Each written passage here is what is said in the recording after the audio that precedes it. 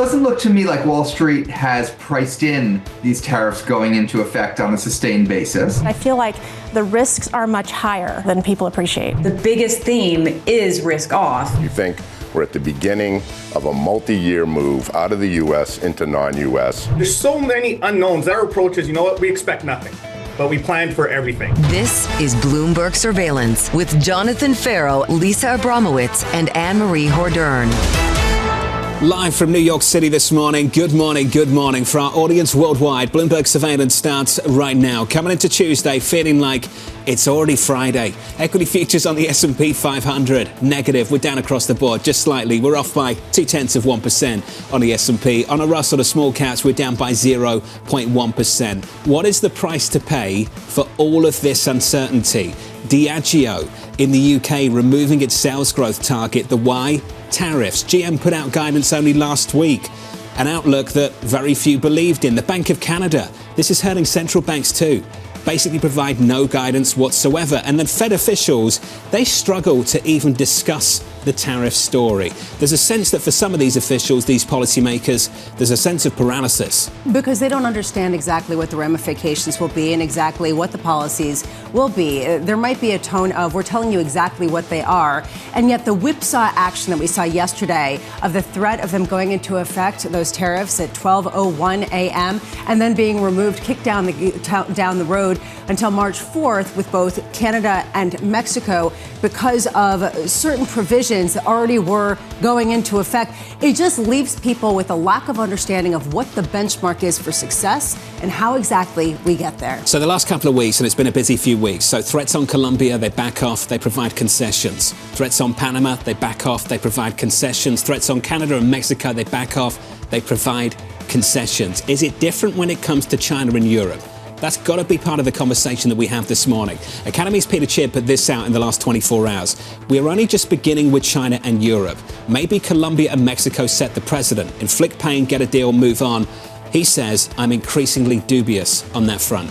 It matters exactly how this president is going about trying to inflict tariffs and why Mexico and Canada were first. It was because fentanyl and border security was an easier way to try to go for emergency powers and go after these concessions. It also was to get some quick wins before the harder, more entrenched battles begin.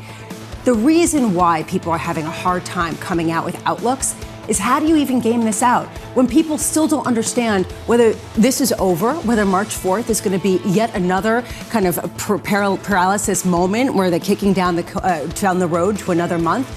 People don't have an understanding of what the framework is that Trump is even negotiating with. So how much data and earnings and Fed speak will change anything for you? How much can they actually provide about the outlook? Today we get jolts. Get that at 10 a.m. Eastern time. We'll get some factory goods orders as well, so look out for that. You'll get some Fed speak too. You'll hear from the Vice Chair, Philip Jefferson, later on today, so look out for that as well. And then after the market, you'll get Alphabet earnings. Does any of this make a difference, given the bigger challenge that we face at the moment? It's a good question. Fed speak, I don't think, makes a difference right now. Unless they're willing to raise rates in response to the tariffs, they're paralyzed as well. And a lot of people say that's fine, including the president. So you can put the political discussion on the back burner.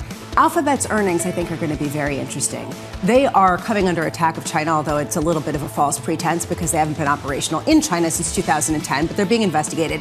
When you listen to some of these earnings, how are they trying to immunize themselves from trade wars, moving production back here or not? Are they pulling back on some of their investments? Is this leading to a lack of business confidence? These are some of the questions I want to hear. And with jolts, the economy still matters. It matters whether the economy is sinking or whether it is growing, and that sets the backdrop for just how much this president can do. If you're just joining us, welcome to the program. Equity futures down slightly, just building on yesterday's losses. Only recovered so much in yesterday's session. Equity futures down by 0.1%. Coming up this hour, we'll catch up with Steve Chiavarone of Federated as China hits back, kinda. Dan Ives of Wedbush saying automakers can weather the storm, and Francis Donald of RBC on the economic impacts of a trade war. We begin this hour with stock steady following China's restrained response to US tariffs. Joining us from Washington, D.C. is Bloomberg's Annmarie. AMH, what a 24 hours to kick off this week. Absolutely, a 24 hours. So when it comes to Canada, Mexico, that trade war is now really just trade tensions. You're seeing Donald Trump put on pause for 30 days. Those tariffs, he only just talked about over the weekend, and they were planned to go into place just after midnight. Well, they were clawed back after those phone calls with both those countries' leaders. You see both those countries saying they are going to do more to protect the borders and stem the flow of fentanyl. We should know some of that was already announced, especially when it came to Canada and having a more robust approach on the border in December. But clearly there was a conversation there that they are going to look more into this, and that was enough to appease the president to claw back these tariffs and wait 30 days. So now there's a new deadline in early March. When it comes to China, there's a little bit of a different story. We are seeing the start of a trade war. Yes, China's response was very calibrated, but it was going after specifics that I'm sure will get the president's attention. Things like energy. He wants to be an energy mass producer and exporter. Also, I would note export controls on critical minerals that are used in the defense space, that are used in the manufacturing space when it comes to clean energy materials, things like tungsten. They were calibrated, but certainly to get his attention. Now, China did say those will not go into effect until February 10th. That's next week. And we did hear from the president yesterday, and he said he was planning to talk to China in the next 24 hours. And his press secretary says, yes, he plans to speak to Xi Jinping. So that's the next phone call to watch. Annmarie, the question yesterday, how long would all of this last? For Mexico and Canada, not very long. The question this morning, who's next? And is it Europe? And what do they need to confront in the weeks and months ahead? Well, with Europe, it's going to be incredibly challenging, especially seeing what the United States is doing when it comes to this tit for tat so far we've seen in the past 24 hours with China. Just look at something like crude oil or LNG. If China's putting a tariff on that, potentially some of those cargoes will not go to China, but Europe can take them. But then China might have to dump some of those more materials of things that they're facing tariffs on Europe. So Europe really is going to be potentially the dumping ground in the middle of this trade war. And they're going to get caught in the crosshairs. And yet, Donald Trump is still saying Europe will be next. We don't have a timeline yet, but it is certainly on the horizon. He complained yet again, a long list of grievances when it comes to Europe, especially when it comes to things like auto manufacturing. It really bothers the president. Angela Merkel talked about this in her biography, that, you look around Germany, there's a lot of Mercedes, a lot of BMWs. Same in New York City, not a lot of Fords. Annmarie, appreciate it. AMH down in Washington, D.C. Can we save that for next Monday? Can we do the European story then? I mean, we'll see. We'll see what happens. To that point, there's a 10% tariff on all U.S. cars going into Europe, and there's a 2.5% tariff that the U.S. slaps on some of those BMWs and Mercedes. Maybe we could talk about that next month. And then the truck one is slightly more confusing. Exactly. It's an even bigger one on the trucks coming into the United States. Yeah, so it's a little bit difficult to sort of square, and I'm sure we'll be discussing it ad nauseum. Trade is complex, that's for sure. Steve Chiavarone of Federated saying this, warning not to get distracted by the noise. We need to see how this plays out. The key is to remain focused on economic fundamentals, which are positive, and the sum total of policy changes, which are also likely to be positive. Steve joins us now for more. Steve, I'm pleased you put in that last line, the sum total of policy changes. Can you talk about the trade effort without talking about the tax effort that's still to come? No, and I think that the timing of them is positive, right? I'd much rather be talking about the sticks today and the carrots tomorrow than the other way around. In other words, we're clearly engaging in a trade negotiation dance. I would not call it a trade war at this point. I think clearly the president's focused on the Western Hemisphere and getting concessions there and building up, if you will, to this main event negotiation with China. But I'd rather get that out of the way early in the administration, let the market go through this period of digestion, and then look forward to tax cuts, deregulation to come. I think that's going to set us up for a much better second half, strictly from a market perspective. So I think you really do need to look at both of those, John. This is a really important point, Steve, and John opened the show saying that the uncertainty from yesterday has remained, and you could see that in the equity price, which end of the day down despite some of the reversal of some of the tariffs. If you call it a trade negotiation dance that could end by mid-year, what's the statute of limitations? How long could this sort of back and forth go before suddenly it becomes a fundamental headwind to your positive view? Probably not supposed to say this when you're a talking head on a television, but nobody knows, Lisa, right? I mean, clearly the United States is the economic power of the world, and it's the buyer of the world, and this president recognizes that, and he intends to use that leverage point in a way that we really haven't had a president in any of our investing lifetimes, use that tool. He's threatening to be less of a buyer unless he can get concessions on a range of things, from national security to economic relationships to access to certain materials. And if anybody can say, well, this is exactly how it's going to play out, you're making it up. What I do think is clear about this president this time around is nothing that he's doing is random.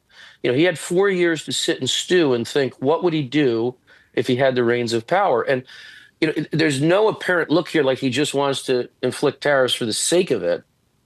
It looks as though he has very specific policy outcomes that he's trying to drive. And to overreact to the dance, I think, is just going to hurt portfolios rather than being calm, focusing on the fundamentals and seeing how all this plays out. So as much as we want to know the answer, we've got to go through the dance. Is it overreacting to the dance to sell GM shares? Well, I mean, look, I'm not going to go into positions that individual funds hold or not, but I do think, more broadly, Lisa, the way you have to think about this is, do you have a business that's growing? Do you have earnings that you think are of high quality? And yeah, I mean, look, do you want to focus on companies that maybe have a little bit less tariff risk? If you're thinking about a short-term perspective, fine, do that. If you think, however, that the outcome of the tariffs is going to be a world that is maybe a little bit more friendly to U.S. automakers, or you're going to have a more fair playing field, then you should look for weaknesses as opportunities. It depends on your time frame. What I can tell you from our perspective at Federated Hermes as a kind of longer term investor is when we see dislocations around things like, healthcare stocks freaking out about RFK, or stocks overreacting to tariff news, or even some of the hysteria last week around AI, we certainly start to look at those areas and say, is this an opportunity to buy at a discount? And I expect we'll make some of those moves over the coming weeks. You were very measured about it last Monday, and then we had another Monday shock to deal with, Steve. We can stay big picture like this, John. We got to stop meeting. I know. I was saying we'll do Europe next Monday, so come back on next Monday. Let's hope they wait for that. Steve, bigger picture, if we can stay there. Do you see a policy mix that attracts capital or pushes it away? We had a guest on yesterday, Jay Pawlowski, certainly a contrarian, who was making the argument that he sees enough policy chaos here that pushes capital away from the United States, doesn't draw it in. What's the biggest pushback against that call? Yeah, I think in the short run, everybody, and Lisa, I think hit this perfectly a second ago. Everyone is in a little bit of a wait and see mode. The Fed's in a wait and see mode. The market's in a wait and see mode. For all the noise yesterday, what did we muster? 1.5% down at the worst? We've killed AI and started a trade war, and we're still above 6,000. So I think everybody is actually doing a pretty good job of taking a deep breath. I expect in the short run, businesses are going to want to be cautious. I think earnings guidance is going to be cautious. I think investment decisions may be a little cautious.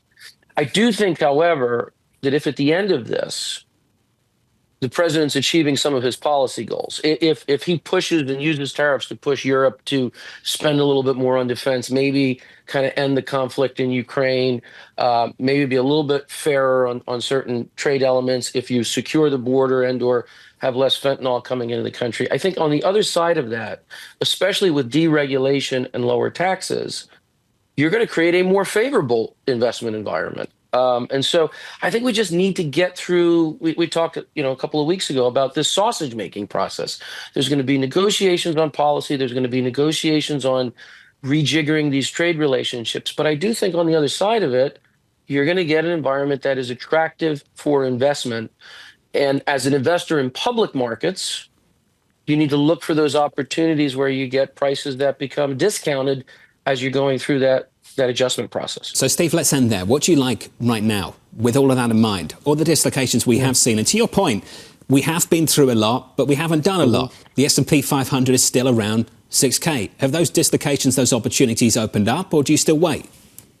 I think you still wait. It's a 3% pullback at this point. And so, we would look for maybe a little bit more weakness in the markets, but I think we would likely be buyers of that. What we have seen from a stock market perspective each of the last 2 Mondays is a quality trade, right? And it's again, like it has been in the last couple of instances, it's a barbell trade. It's good quality growth companies that are generating their own earnings growth, their own story. You saw Palantir last night and the reaction that it's had. But it's also some of the traditional defensives. Look at the tape the last couple of Mondays, things like consumer staples, things like healthcare, things that are less impacted by some of the trade noise, but are good, quality, stable earners. And let's not forget that behind all this, earnings are growing 11% on a year-over-year basis. It's really one of the best quarters we've had in the last 3 years, and guidance has been pretty good. So I think it's a stock-by-stock game, but it's the traditional defensives, and it's also some of these growthier defensives. Hey, Steve, appreciate it. It's good to see you. We'll see you on Monday 10th. Okay, Steve Chiavarone of Federated on the latest. Quite a few Mondays that we've seen. Credit to Bank of America at Goldman Sachs for the two economist teams out there who basically said this would be short-lived. And I think cooler heads so far have prevailed. We talked about this yesterday. If you really thought we were going to get 25% tariffs on Mexico and Canada, the S&P's not down 2%. GM's not down 13% in 5 days. It's down more like 30, isn't it? It seems as though the people with the hotter heads are in the currency market and they are trading quick. And the people in particularly the stock market are looking at the fundamentals and saying it's not going to move the needle that much. You mentioned Diageo, though, and it was a right call to mention that. Withdrawing guidance, how many more of those do you hear? Does that begin to actually show a toll if we don't get some more certainty in the next few weeks and months? How can they offer any outlook on sales into the US when half of those sales are coming from some of the countries that we were talking about, Mexico and Canada, facing the prospect of 25% tariffs? To your point on FX, the range that we saw in foreign exchange just yesterday, dollar mex, 3% to the upside and down 2% plus to the downside. 5 percentage point plus swings on dollar mex is kind of unreal. Same kind of moves in the Canadian loonie as well. And just want to point this out. The swings in sentiment are also going further than the currency market. Did you see Canadians booed the United States at the hockey game? I know. I mean, there's a definite visceral reaction. Does that go away, or do these kind of entrenched hurt feelings really, become pervasive between our neighbor and us? I hope that goes away. Let's get you an update on stories elsewhere this morning. With your Bloomberg brief, here's Yahara Hacker. Say, Yahara. Hi, John.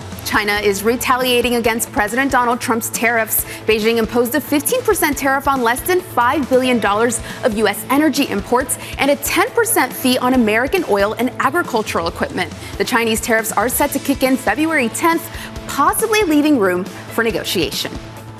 Meanwhile, President Trump signed an executive order to create a sovereign wealth fund for the U.S. The president says Treasury Secretary Scott Bessent and Howard Lutnick, his nominee for Commerce Secretary, will spearhead the effort. The action calls for them to submit a plan within 90 days with details on funding, investment strategies, and governance. And let's take a look at Palantir shares. Those are up nearly 20% in the pre-market. The company reporting a 36% jump in fourth quarter revenue and forecasting full-year growth that beat analyst estimates. The company's CEO attributing the results to untamed organic growth in demand for its AI software. That's your Bloomberg brief. John? Yahara, thank you. If there's a phrase that I'd ever want to use as a CEO, it's that one right there. We're seeing untamed organic growth. This stock was up more than 340% in 24. The superlatives that AI lends itself to, and we heard the same type of superlatives that Elon Musk used for some of the robo-taxis, speaks to the moment. That stock is up big in early trading. Up next on the program, China hits back.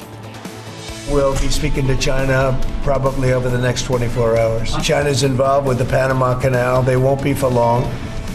And that's the way it has to be. If we can't make a deal with China, then the tariffs will be very, very substantial. That conversation is up next, live from New York City this morning. Good morning.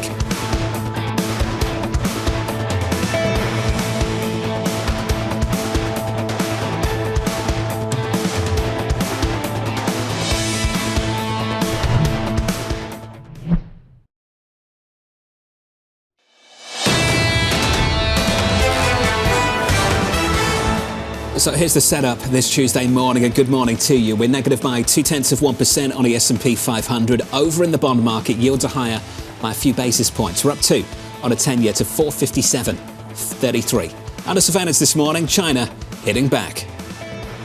We'll be speaking to China probably over the next 24 hours. China's involved with the Panama Canal. They won't be for long. and that's the way it has to be. If we can't make a deal with China, then the tariffs will be very, very substantial. Nobody can compete with us because we're the pot of gold. But if we don't keep winning and keep doing well, we won't be the pot of gold, and then tariffs won't be so good for us. So here's the latest this morning. China retaliating against President Donald Trump's tariffs with levies on some US goods. Beijing imposing a 15% tariff on less than $5 billion of US energy imports and a 10% fee on American crude and agriculture equipment. Team coverage starts right now. Bloomberg's Ollie Crook joins us in Hamburg, Derek Decloet of Toronto, and Creighton Harrison joined us in Mexico. To the three of you, thank you, gents, for being with us. Ollie, I want to come to you first. We are told Europe is next. What is Europe doing to prepare for that? Yeah, listen, the sort of the tactic that Europe has had for the last couple of months is to say very, very little, to say nothing negative about Donald Trump, to take a very sort of optimistic approach towards things and really sort of hope for the best and really hope that the sort of tariffs would be sort of worked out ahead of time and potentially would never come into effect. Again, what we've seen in the last sort of 24, 48 hours may to some degree reassure the Europeans, though on the other hand, it is also saying that Trump does mean business. And when he talks about 10% tariffs on European goods towards the EU, you know, that is a very substantial part of the economy here. I mean, the estimates sort of range. It could be 1 percentage point of growth off of GDP. But again, what's also interesting is that the EU does not work like a country, like Mexico, like Canada. What are the things that he's going to want to extract out of the European nations? It's probably going to be more spending, as he has said in the past, on LNG, fossil fuels, that sort of thing. That's a fairly easy box to tick for the Europeans because they already are in need of that. And potentially these tariffs from the Chinese side could help get them at a better price. And also is the question of NATO spending, right? We have heard it many times from Donald Trump. 5% is what he wants to see at NATO. Again, all of the Europeans say they want to spend more. If they're willing to hit 5%, it's potentially a different story. What I think is interesting, John, and I think it's highlighted also by what we saw in the retaliatory action from China, is that for Trump and for this world, this may not be distinct trade and sort of, for example, antitrust issues. All of this stuff could be bundled up, and that will really concern the Europeans. Meanwhile, Derek, over in Canada, they have responded with some measures that include a fentanyl czar and a new U.S.-Canada joint strike force. Do we have a sense of whether that will be enough to push the can down the March 4th deadline to beyond that and really get some sort of trade agreement in place? I don't think there's a tremendous amount of optimism yet in Ottawa that this is anything like a permanent solution. I mean, as you said, there are border security measures, some of which the Canadian government had already announced, and then they added a few yesterday, like the fentanyl czar, like agreeing to name cartels as terrorists.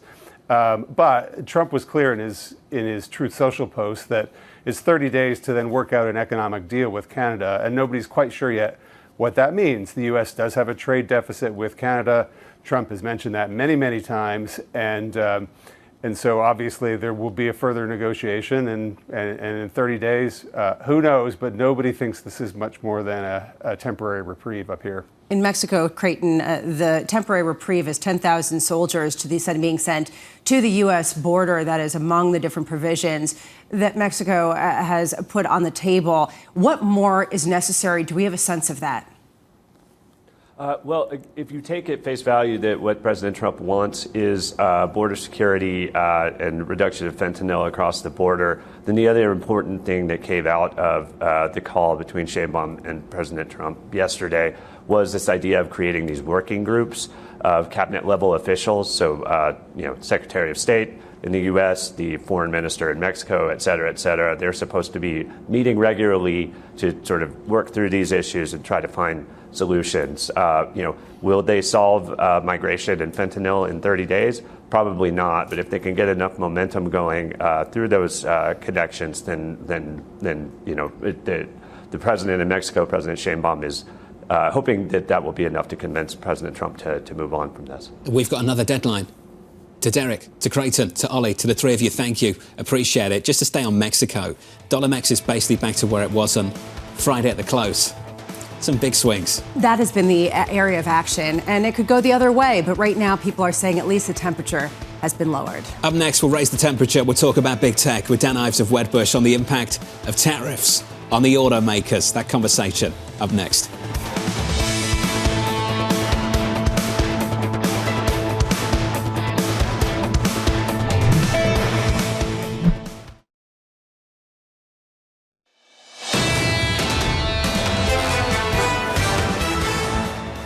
just a little sense of calm, at least for now. Equity futures down by 0.1%, just about unchanged on the Nasdaq.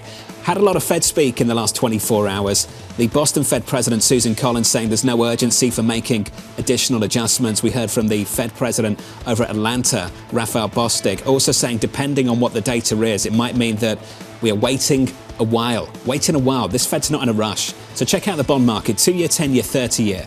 Interesting moves yesterday, not so much at the front end of the curve, yields were higher, but at the longer end of the curve, where yields were lower. And I think if you asked a lot of people in fixed income, off the back of the tariff threat, they might have been focused on the inflationary component of it, an inflationary outcome and the prospect of higher yields. This is what BMO's Ian Lingen had to say on yesterday's move. For what appears to be the first time since Trump's election win, the market is looking beyond the near-term inflationary impulse of tariffs and is beginning to contemplate the impact on global growth. That's a change. At a time when you have every former Fed official and current Fed official saying it has in the past been disinflationary and actually a growth shock. We heard that from Jim Bullard, the former St. Louis Fed president. I will say, though, 10-year yields didn't go down as much as people expected, given that equities were selling off. So hard to interpret what this move really means at a time where there was a lot of volatility yesterday. And a lot of volatility right here too in foreign exchange. So let's turn the page and get to the FX story. A snapshot of things currently, and I just want to focus on euro dollar. The euro's negative by 0.2%, 103.23. Europe has escaped nothing so far. The prospect of tariffs still lingers and still looms large. This is what Nomura have to say. We see a move towards parity is likely over the next few months. Weak macro and ECB policy easing risks remain in place. It's not just about the tariffs, it's about the outlook for the continent. At a time when you saw the inflation read yesterday come in hotter than expected, even though this is really inconvenient for the wish to really lower rates, Europe's in a tough spot. Everybody knows this. Yet that was the best performer last month. And the reason why was because people figured the bar was so low, any news would be good news, including the fact that we hadn't heard about tariffs. Well, do we see a reversal of that now? Euro Stoxx 50 up 8%, almost 8% in January. Unreal. Euro dollar right now 103.23. Under surveillance this morning, China hitting back against President Donald Trump's tariffs, imposing a 15% tariff on just under $5 billion of US energy imports and a 10% fee on oil and agricultural equipment. Analysts calling the retaliation restrained, with the measures set to kick in on February 10th. Keep saying China's hitting back. This is not a punch. This is like a little pinch, if that. I love that they're investigating Google, even though Google hasn't operated in the country since 2010. Ooh, they're scared. They're also going after, the parent company of a couple retail companies. The big issue is actually the key mineral supply chain. Talking about potential export restrictions. All of this is basically saying, look, we can do this. We can have a significant measure. This is a negotiation. They're supposed to talk in the next 24 hours. Let's see what they have. Don't you sense it's a different negotiation, though? That China is somehow different to what we've just seen with Mexico and Canada in the last 24 hours? There is bipartisan support for increasing some of the distance between China and the U.S. There are multifaceted aspects of this. When it comes to fentanyl, when it comes to national security, there are a lot of other questions with China, and we're going to see those untangled. It is a very different discussion than Mexico and Canada. It is getting the ball rolling in a multi-stage process where it might be different with Mexico and Canada. Which bucket do you think Europe is in right now, one or the other? Trump's tariff threats driving a bit of a wedge between the EU and United Kingdom. European leaders preparing for possible tariffs after Trump reiterated a warning to the EU that they will definitely happen. This coming as Trump said the UK would probably be spared for now. Some rare good news for the United Kingdom.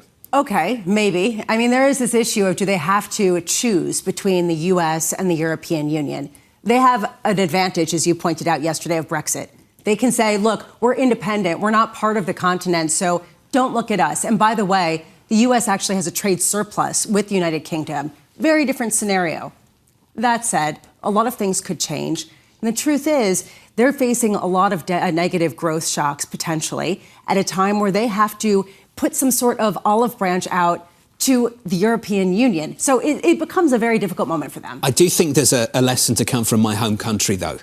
How badly they managed the PR when they came into power. And I'm talking about the Labour Party and the Labour government coming out and really talking down the economy, talking down the public finances, talking down pretty much everything across that nation, and then saying, a few months later, we're pro-growth and we want to do all these good things. And I think if you're a business right now or a consumer, you're still scarred by the communication you got a number of months ago. And I think there's a lesson here for the United States as well. Confidence is sky high for this administration to deliver a pro-growth platform, and we've had the sort of like anti-negative growth stuff up front, it's hard to put the toothpaste back in a tube.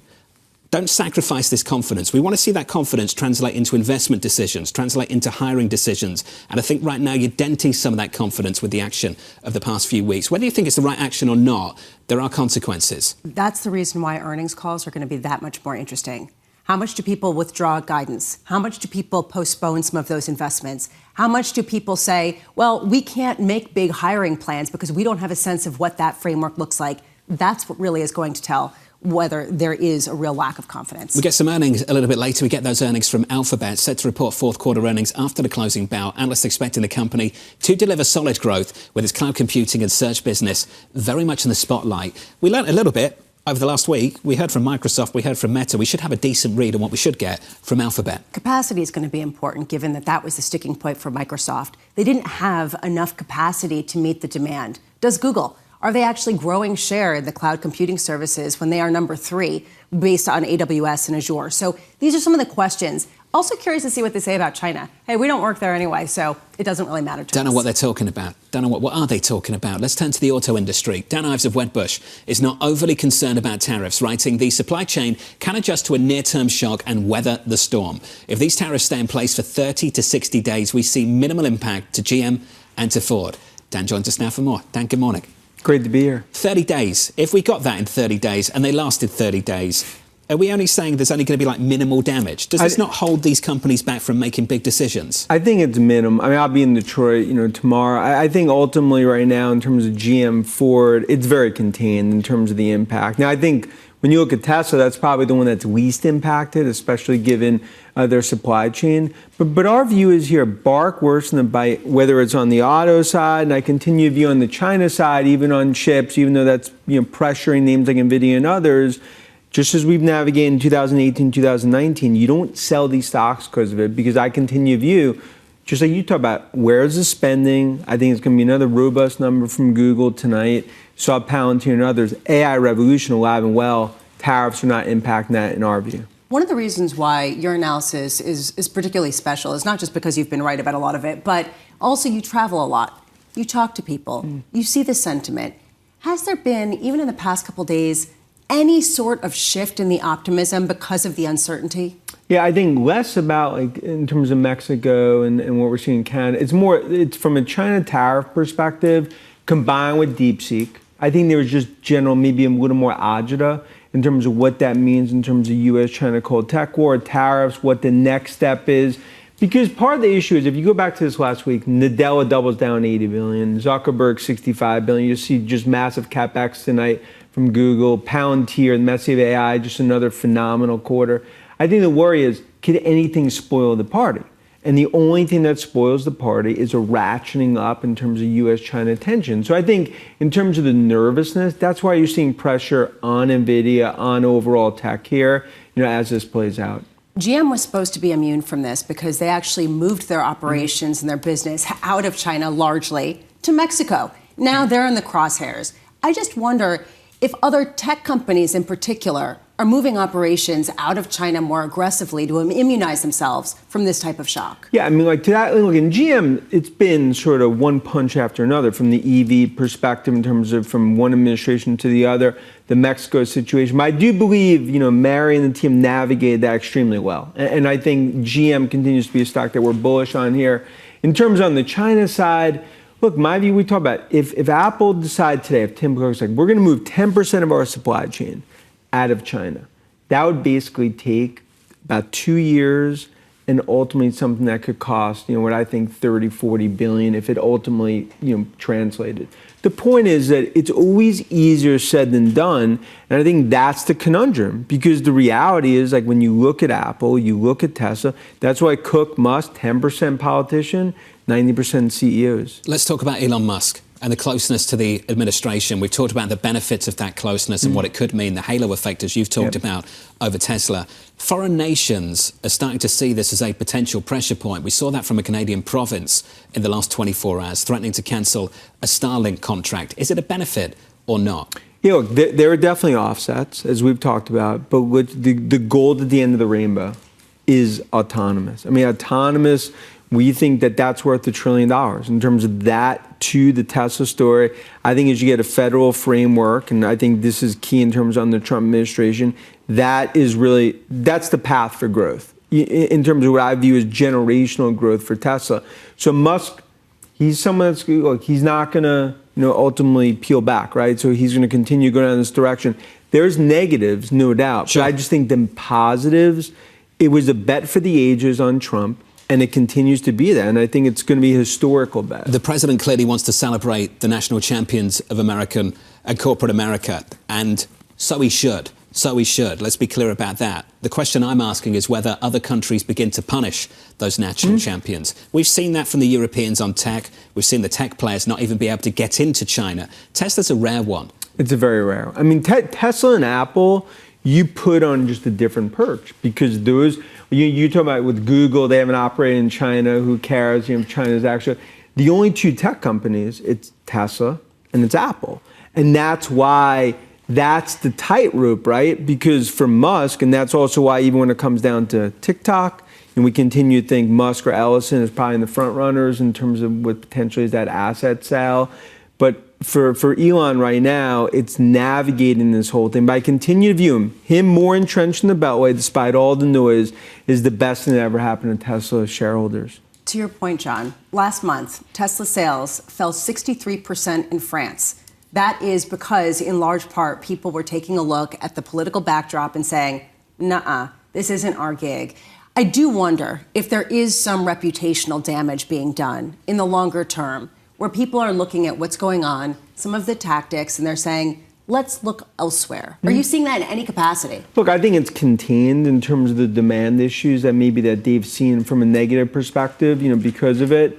But Lisa, I think the most important thing is when you think about autonomous, you think about robotics. I mean, that's really the Tesla story. I think 90% of the story today is about that. So there could definitely be some demand issues, we'll call it contained, but what the streets focus on. You saw it last week, right? Like the bears scratching their heads, like, why is this stock not going down given numbers got lower? Because the street is focused on autonomous robotics, and that ultimately, if you look where they are in the Trump administration, Musk is in he continues to play chess, others playing checkers relative to this situation. One of the big arguments, especially as the China-U.S. trade war really heats up, or trade dance, whatever you want to call it, there is a question about whether it pushes China even more to develop a parallel tech sphere to the U.S. that becomes dominant in its own right, that might be more amenable to a number of countries around the world.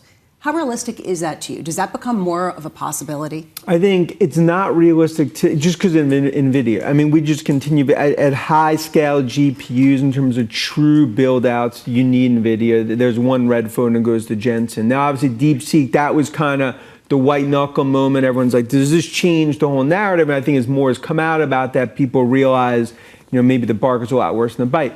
Look, you'll have a decoupling in terms of what's happening in China and the U.S. But negotiations, it's so important because, again, U.S. needs China, China needs U.S.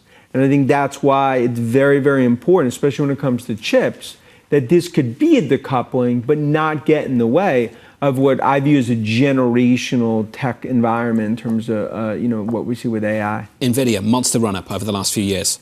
Got to say that up front. But 22% drawdown in the past few months. Why hasn't that stock recovered? We had a week, we worked out that DeepSeek is maybe not what people thought it was. And here we are, we're still rolling over. Yeah. Why? And I think that there's a few reasons. One, it's just like Microsoft has, Apple, they've sold even after, I think, better than feared numbers. I think there's worries just in general about, can they continue to sustain it? If any little thing happens flying the ointment, stock gets crushed. So you've seen a little bit of a risk off, but look, I just continue to view it 6-9 months from now. We look back at this as a golden buying opportunity, not the time where there's something structurally wrong and numbers don't. Or we've just found better vehicles to play the theme, which is Palantir. But to that point, that's why you look at again if you look at that Palantir quarter, they could print that press release off, put it in the Louvre in terms of just how strong it was, and it shows what they're doing in terms of Palantir is, I believe, one of the best plays in AI. But to your point, There are, look, as the second, third derivatives take hold, from Google to Salesforce to others, there's going to be other ways to play. It's not just about Mag 7. There's going to be others that play into this. Next to the Mona Lisa, untamed AI demand. Yeah, right to the left, and then there's. I think that could be where. It's just a QR code to an NFT. Special VIP tickets, something like that. Click on it. It's 2025, man. Anything could happen. It's good to see you. Yeah, thanks for dropping by. Thank you. A lot to talk about in tech right now, that's for sure. Dan Ives of Wedbush there. Let's get you an update on stories elsewhere this morning. Here is your Bloomberg brief with Yahara Hacker. Say, Yahara. Hi, John. President Trump says his administration wants access to Ukraine's critical mineral resources in return for helping defend it against Russia. Ukraine has significant reserves of uranium, lithium, and graphite, which could be worth trillions of dollars. President Zelensky offered allies access to the resources as part of his victory plan last year. Meanwhile, UBS shares are falling 6% in Swiss trading as uncertainty over capital requirements overshadowed what were otherwise strong results. The bank reported a $770 million net profit and even announced plans to buy back up to $3 billion of its own shares this year. Plus, UBS saying it's on track to complete the integration of Credit Suisse by next year. PepsiCo shares are also falling in the pre-market here, down 2.3%, even though the company posted a beat on earnings. But investors are focusing on the beverage and snack giant's quarterly sales, which fell short of expectations. PepsiCo said its Quaker recall continued to hurt performance, and international markets remain affected by geopolitical tensions. That's your Bloomberg brief. John? Yahara, thank you. More from Yahara in about 30 minutes' time. I'm next on the program, pricing tariff risk. I don't think this would necessarily be inflationary, given that the economy does have a lot of momentum, but I do think that the growth hit would be significant. We would notice it for sure. Francis Donald of Manulife, up next.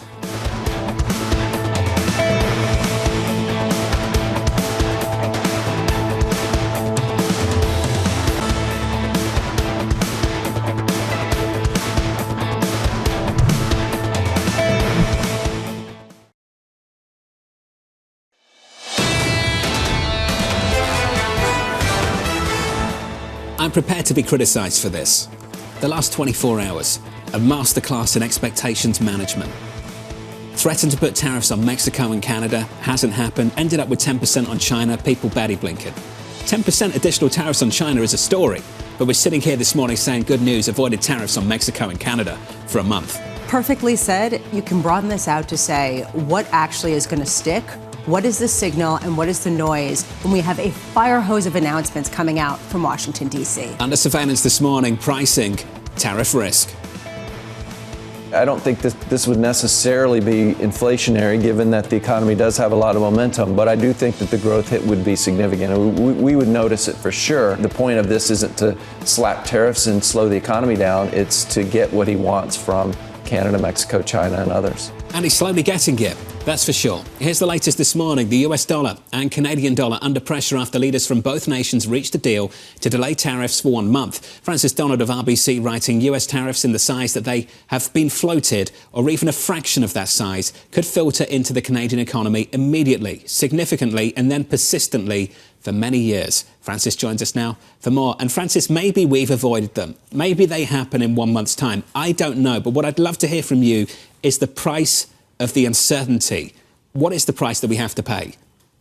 Well, even though this trade shock that we look to have avoided would have been the largest in 100 years for the North American economy, we do have some things that we know about tariffs and the threat of tariffs from the 2018-2019 experiences.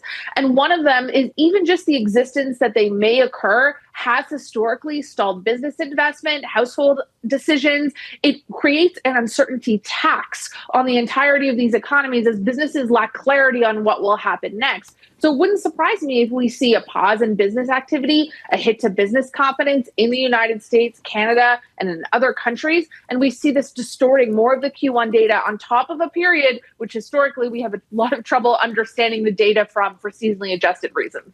Francis, the way that John put it earlier was some anti-growth measures were being floated and dealt with now by Donald Trump, and later there'll be the pro-growth measures. Are these hits to potential growth easily offset with tax cuts and some of the other proposals?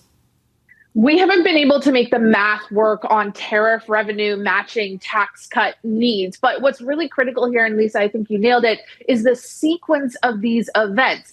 Trade shocks, tariffs, they're stagflationary. We know that to be true. They limit growth. They create inflation, but then you might see, for example, tax cuts that come through, deregulation, that tends to be pro-growth, pro-inflation. And I think what's key here is that almost all of the policies that we've heard floated from Washington do have an inflationary element, but markets will care less about that, and the U.S. will be able to absorb more of that inflation if it comes with a side of growth. And that's why I think you're seeing a lot more concern about the inflationary elements of tariffs than you are, for example, the inflationary elements of corporate tax cuts. Now, underlying the surface, Lisa, I think the real inflationary story, and the one that should be concerning us most of all, is that the U.S. lacks workers, not jobs. It is heading into a period where it's going to experience real demographic challenges. We expect the labor force participation rate to decline in 2025. We have the least amount of workers ever working in the United States right now, the most amount of retirees. If we see a change to immigration policy, in fact, we're already seeing some of that, we're going to see more challenges to labor supply. That's going to be the most nefarious form of inflation as it pushes up wages, good, but flows through the economy more broadly. So inflation is one word, but there's all different types of inflation, and all these policies carry different variations of good inflation and bad inflation. Francis, there's so much uncertainty that Fed officials are saying very little, and a lot of people are cheering that and saying nobody knows. Have you seen enough to change your outlook for the year when it comes to growth, when it comes to inflation in the United States? Well, we were prepared to downgrade our U.S. growth forecast if we had seen those 25% tariffs on Canada and Mexico come through. Those would have shocked U.S. growth by a full percentage point in 2025 and lifted inflation by half. As of right now, there's not enough, even with the Chinese tariffs, to really make a meaningful change in that outlook. But our U.S. rate strategist, Blake Gwynn, has a really good line. He says this Fed is going to be watchful, not reactive. Of course, the Fed is filled with a lot of economists, and I think economists on the street are going to be doing something very similar to that. How much has changed, Francis, in the last 3 months? I was listening to some comments from the Chicago Fed President, Austin Goolsbee.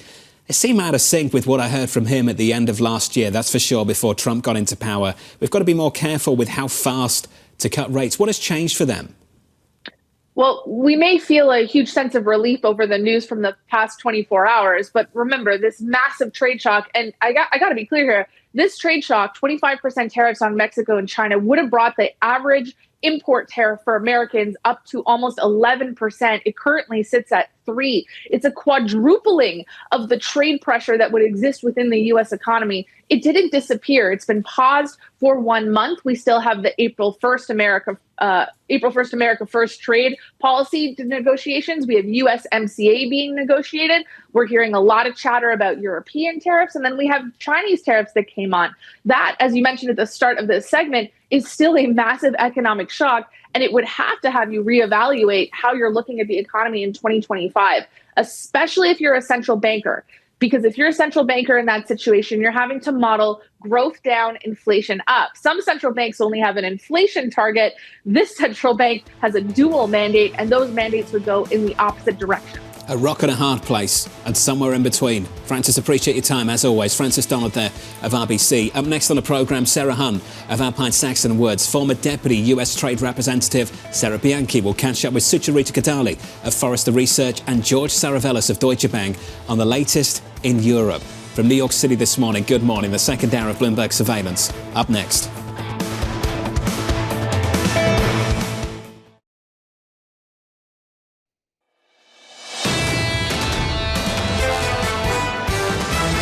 It's a short-lived tariff war. Then we can expect to see more pressure on fiscal. This does reduce the growth shock, the upside to earnings. The lesson from before was that the growth effects are large or can be large, and that will tend to dominate any one-time increase in the price level. I do think that the growth hit would be significant. I see something like an extra half point on inflation.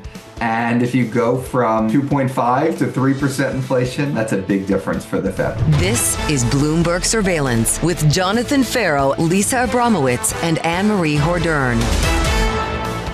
The second hour of Bloomberg Surveillance starts right now, and your day ahead looks like this. You'll get some earnings later after the closing bell. Those earnings drop from Alphabet. Look out for that. You'll get some economic data as well later on this morning. JOLTS, job openings, the big one to watch, and some Fed speak just throughout the trading day. Look out for all of that too. The tone you get from the Fed speak right now, and we'd heard from the likes of Collins, from Goolsby, from Bostic. I think the tone you get from all of them is wait and see. We're not going anywhere anytime soon. So what are they trying to communicate? And this actually is a really important point. What is the scenario analysis for? We have no clue. You have no clue. We have no need to move. So what's the big deal? This, to me, is going to be one of the biggest tests. Do they lay out some sort of plan for how they will respond to specific incoming data one way or another? I'm not sure what you do. And if a data point is a tariff, what do you do with that? How long is the tariff going to last? Does it even go on? We talked about Chairman Powell. He was waiting for the administration to articulate the policy changes. They did over the weekend. Then they didn't happen. They backed away. Yeah. If you meet, let's say these tariffs do happen, and they meet on March 19th, I believe, March 18th, 19th.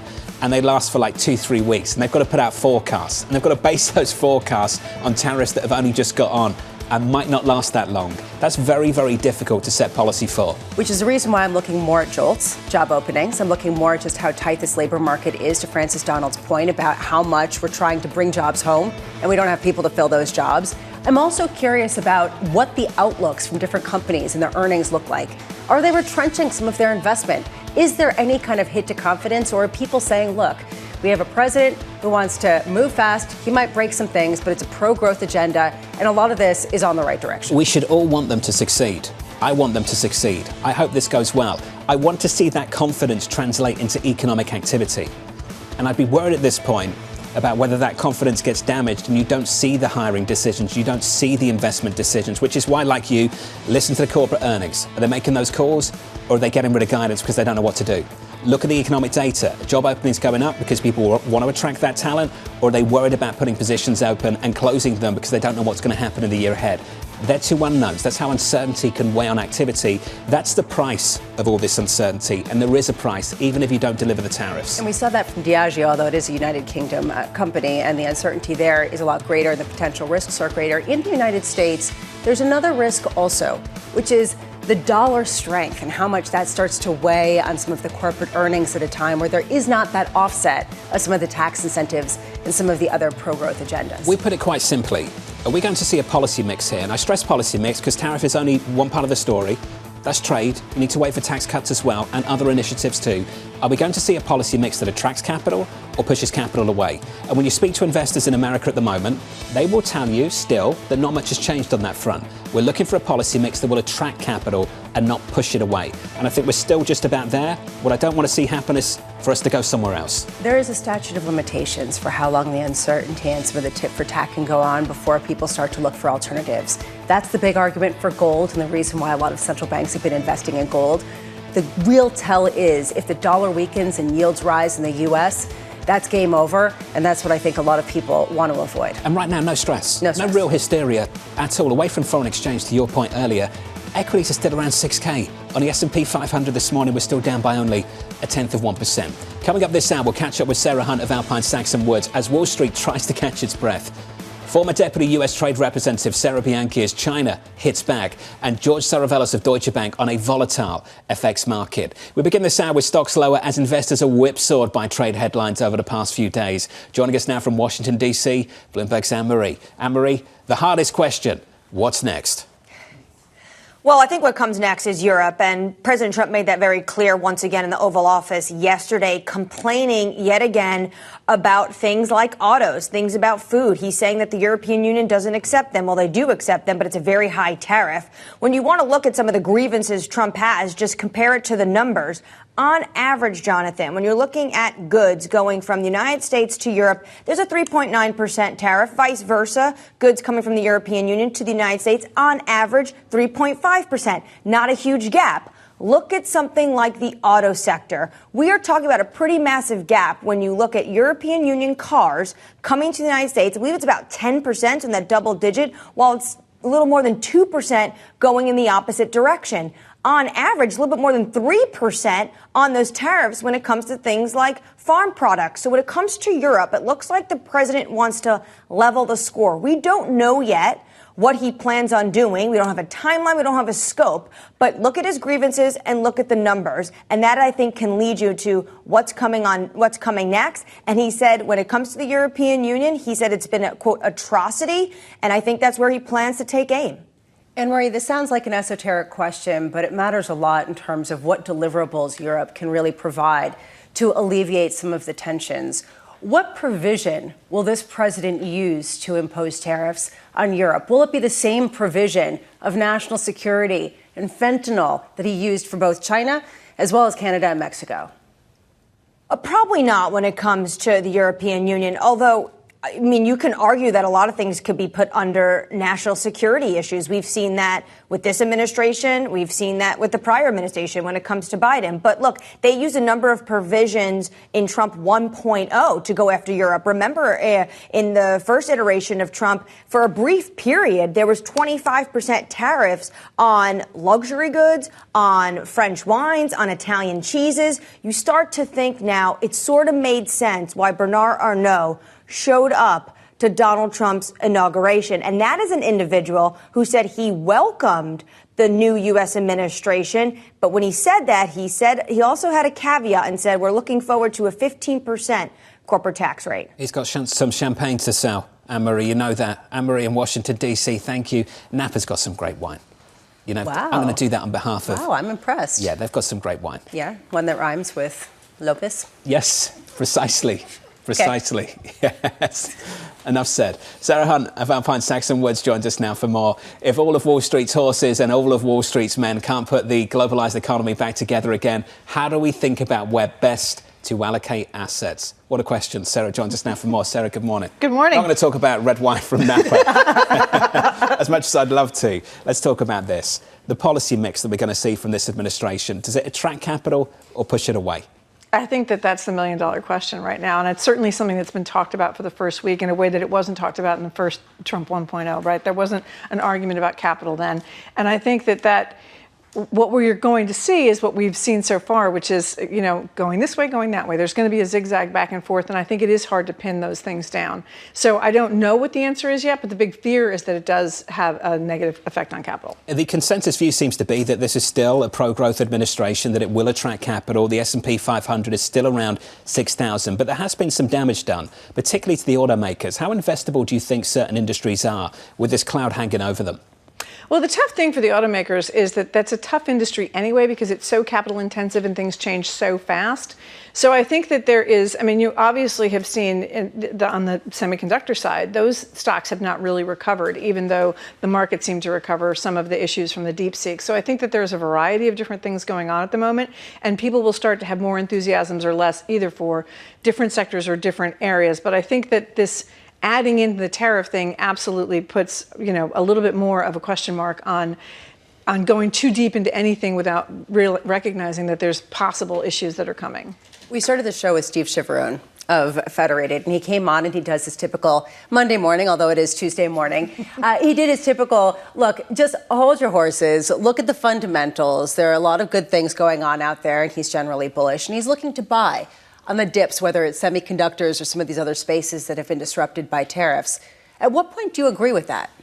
Well, I think that there have been already areas where you have reasonably good value. I mean, the discussion prior to a lot of this was that the S&P equal weight was going to start to catch up to the S&P because the S&P was so heavy in those top Mag 7 names. And so I think that there are areas where you can look at the valuations and go, you know, this is completely reasonable. You know, you look at things like some of the materials, some of the food stocks have gotten absolutely crushed. There are a couple of different things that we like in that area that have good dividend yields and reasonable valuations, 10, 13, 14 times earnings. That's not crazy given where the S&P is right now. So there are obviously areas that you can look at, but it is definitely more of a nimbleness and you have to be watching things much more closely.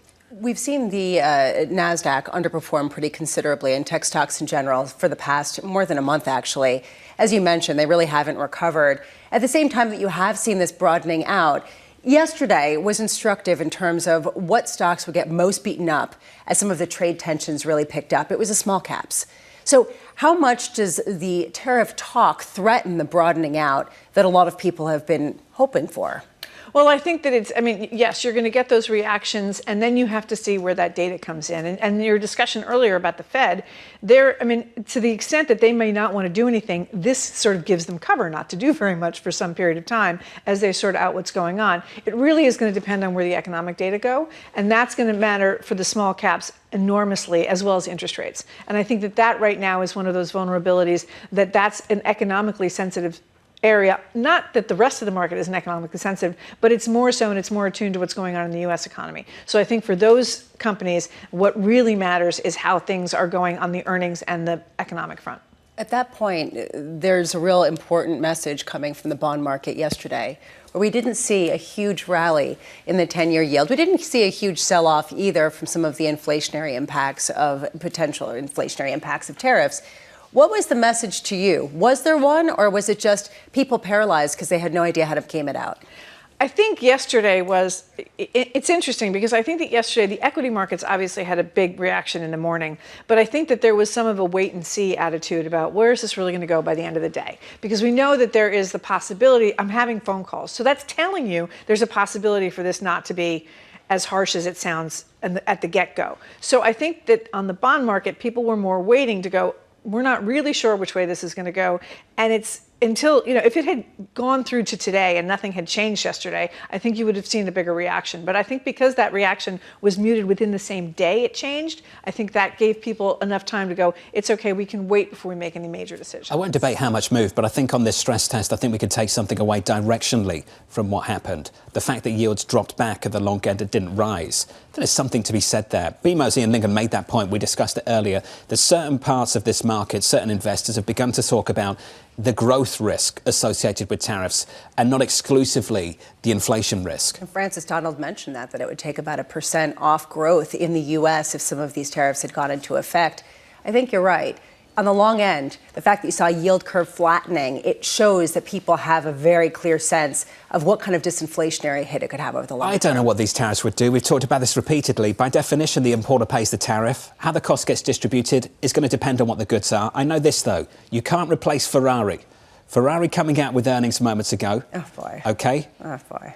Sales rising 14%. 1 in 4 vehicles sold, guess where? In the United States.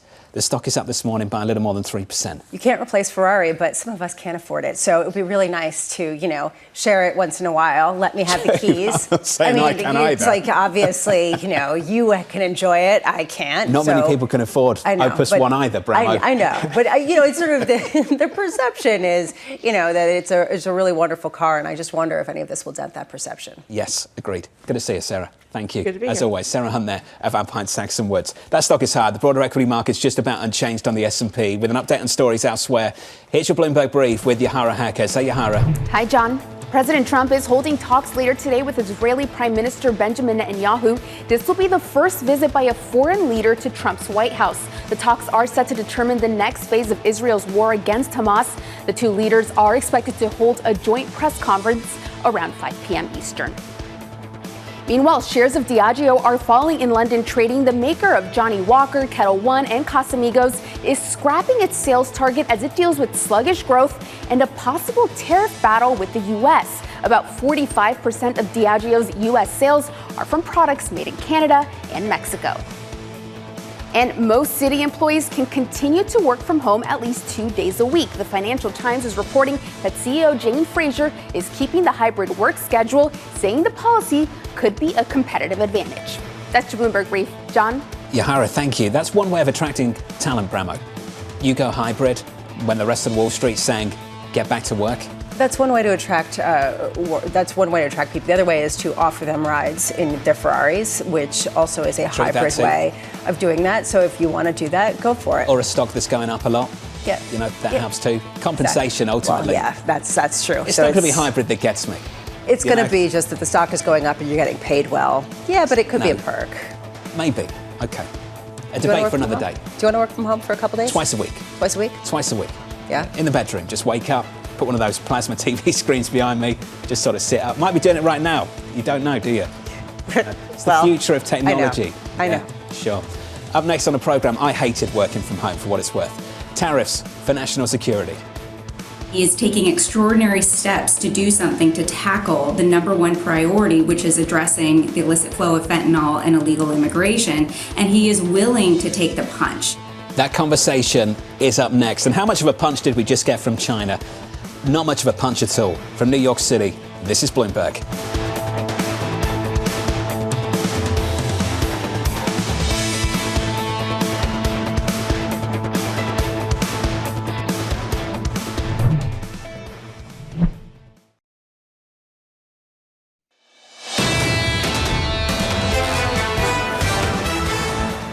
So no drama this morning. Stocks just about unchanged on the S&P 500. In the bond market, yields are just a touch higher, up by 2 or 3 basis points. Some important economic data later on today. You'll get the JOLTS job openings ahead of what we've hardly talked about so far this week. Payrolls just a few days away. Payrolls coming up on Friday. Under surveillance this morning, tariffs for national security. This is the first time that a president has invoked tariffs on the basis of a national emergency. What you're seeing play out right now is the president's emphasis on border security. And he ran, of course, on the border and on inflation. And he is taking extraordinary steps to do something to tackle the number one priority, which is addressing the illicit flow of fentanyl and illegal immigration. And he is willing to take the punch. So here's the latest this morning. President Donald Trump imposing 10% tariffs on imports from China and calling on the Communist Party to do more to stop the flow of fentanyl across U.S. borders. China opting for a measured response, enacting a 15% tariff on energy imports and targeting a handful of U.S. companies. Annmarie joins us now from Washington with a special guest. Good morning, Annmarie. Good morning, John. That's right. I'm joined by Sarah Bianchi, who's a former deputy at USTR under the Biden administration. She now is head of international public policy at Evercore ISI. Sarah, thank you so much. It's been really an incredible 24 hours when it comes to Trump and it comes to tariffs. What happens next? What are you watching? Well, obviously the Canadian and Mexican skirmishes are on pause for now while they continue negotiation for the 30 days. I assume they will continue to make progress. I don't expect to see across-the-board tariffs on Mexico and Canada. I do expect ultimately they will pivot into a broader conversation about trade and USMCA. China, well, we're just getting underway on that one. I think Beijing did, need to look strong in responding back, although it is a measured response. That one could go on for a while. There's a lot of complexity in that relationship and a lot of things to work out. When it came to China, John called it a pinch, really not a punch. It seems almost like a warning shot. But given how Trump reacted with Mexico and Canada, got on the phones with both those leaders, he's teasing out this potential call with Xi Jinping. Do you think there's a chance that they could walk these back as well, claw back these tariffs when it comes to China? Anything's possible, but I do think it's less likely. And regardless, I do expect this year we're going to see higher tariffs on China that are lasting. I expect the administration to go back to its initial 301 investigation. I expect there to be a lot to say on export controls. So maybe he pulls back briefly, but I think it's much more likely these ones stay in place. Okay, so Mexico and Canada is a bigger discussion, potentially the end goal about USMCA. Maybe Trump wants to enact more when it comes to that trade agreement. China, this is going to be a long battle. Europe. What happens with the European Union? Trump was once again in the Oval Office listing off these grievances and told the world they're going to be next. Well, Trump has always had a lot of issues with Europe, and I do expect that here, Trump uses tariffs for all sorts of reasons. He uses it for leverage on other matters. He uses it for retaliation, for reshoring. With Europe, it seems to be about a couple of things. One is other issues that he cares about. Buying natural gas from the United States, participating in NATO. But he also has grievances about unfair tariff rates. So the tariffs coming in on U.S. car exports are higher going into Europe than when they come here. There's a lot left to discuss about steel. So this one's going to be multifaceted, and I think will take time. What do you tell your clients to prepare for this kind of environment we're dealing with? Well, I think you have to watch each time what exactly is Trump solving for with this particular issue. And I think this one was very, very clear that it was about immigration and fentanyl and that he wanted concessions there. That made us think that it was easier to resolve. Also, when he does things permanently, we don't tend to see across-the-board tariffs. We don't tend to see him hitting the auto industry or the gas industry. So on those kinds of ones, the off-ramp is a little bit easier. When it comes to things like strategic sectors for China and Europe, there you have to watch a bit more of a balanced negotiation that's ongoing between experts and potentially more lasting tariffs in place. We're still waiting for the head of USTR to have his hearing to be confirmed. That's going to be Jamieson Greer. How do you think he's going to approach all of this? Is it going to be under 301 and his portfolio, or would Trump try to use IEEPA, 232? How is he actually going to enact this tariff agenda? Well, Jamieson Greer is a really good guy and a very knowledgeable about all of the tools for trade. So I expect him to use all of the above. Even though IEEPA is not the USTR's authority, I think in certain cases he will argue for that. On China, I expect him to look back to the 301 that the Biden administration, the Trump started, and then Biden kind of re-upped to reopen that conversation, 232s. But again, like Lighthizer, who Jamieson worked for, he is very, very knowledgeable about all the tools and also about all the relationships and some of the stakeholders who are going to come in on any particular issue. I think he'll be a very helpful addition. I call him Mini Lighthizer. Robert Lighthizer, Ambassador Lighthizer, is not part of this administration, but this is probably for the Trump world the next best thing, that individual who was really trained under him. When it comes to China, Jamieson Greer in the past has said that we should be decoupling. Do you see that the direction of travel for the Trump administration, or do you think Trump actually wants to be more nuanced because he wants a deal out of Beijing, whether or not it's with autos or whether or not it's with China putting the thumb on Putin to strike a deal in Ukraine, or potentially something like TikTok?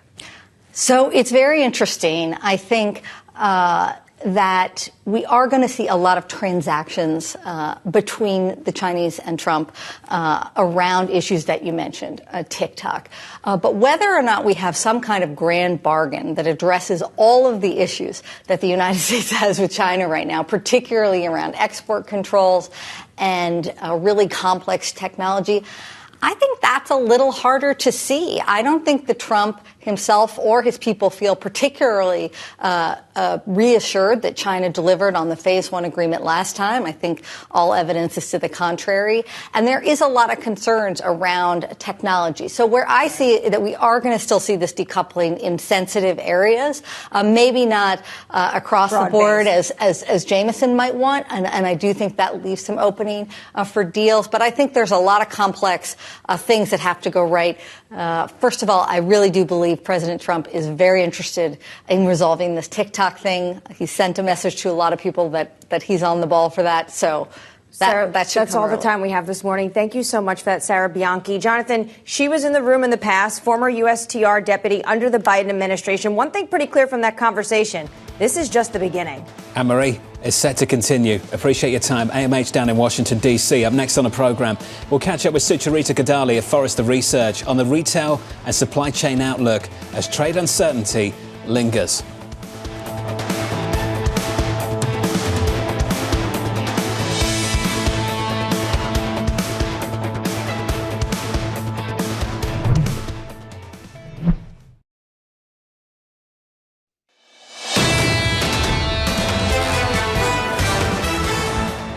Equity futures just unchanged on the S&P 500, 2 hours away from the opening bell with your morning movers. Let's cross over to Manus Cranny. Good morning, Manus. Jonathan, good morning. Dan Ives said the Palantir press release was so good, you want to print it off and shove it in the Louvre. There you go, up 22%. Two-thirds of their business comes from the government. Doge for them, with Elon Musk, it's like manna from heaven for them. They basically said that. It's a windfall for them to come 22.3%. I love this. Untamed organic growth. It's like unbridled exuberance in this stock.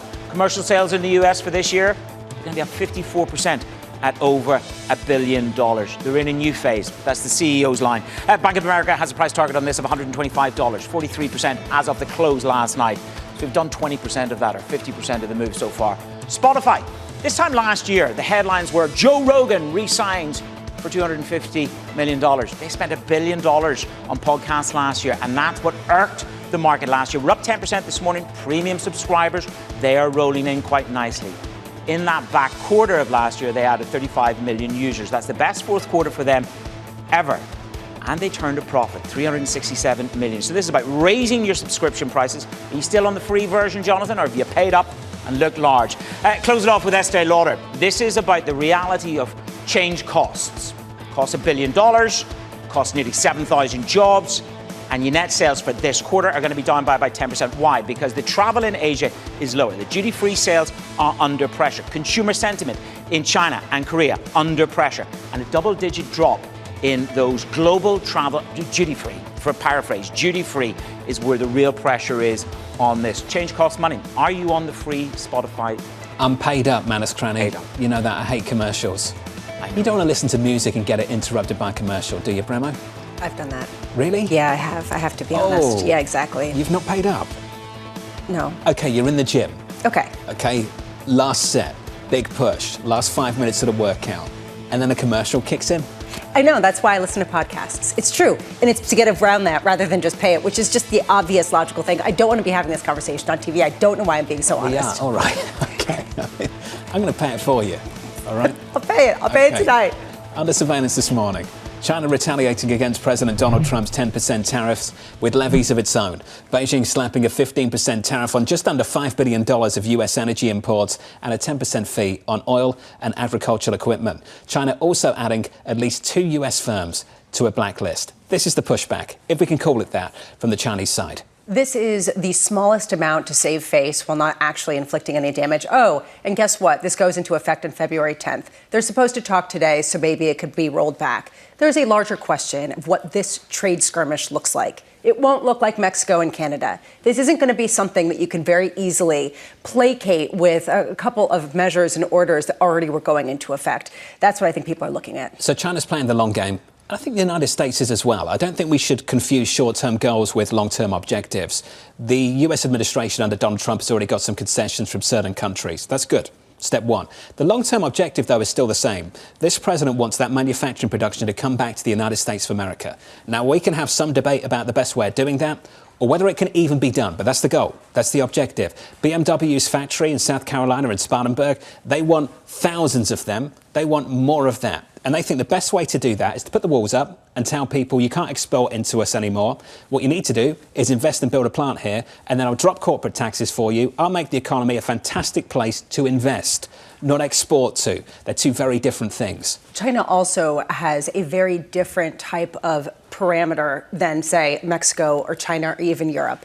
Is the U.S. really going to say, we want you to come build your factory here and then send all the data back? There is another national security overlay that makes this conversation much more complicated, which goes to TikTok, having to do with who might be owning it. It's deeply complex. Let's talk about TikTok. President Trump signing an executive action he says would direct officials to create a sovereign wealth fund for the United States. The Treasury Secretary Scott Bessent, a Commerce Secretary designate Howard Lutnick, likely to lead the effort. Trump suggesting the fund could be used to facilitate the sale of TikTok. We've heard rumours of this over the past few years. There are a lot of questions here. Where are they going to get the money? If it's a sovereign wealth fund, is it going to come from oil and gas the way that it has in Norway and some states in the United States?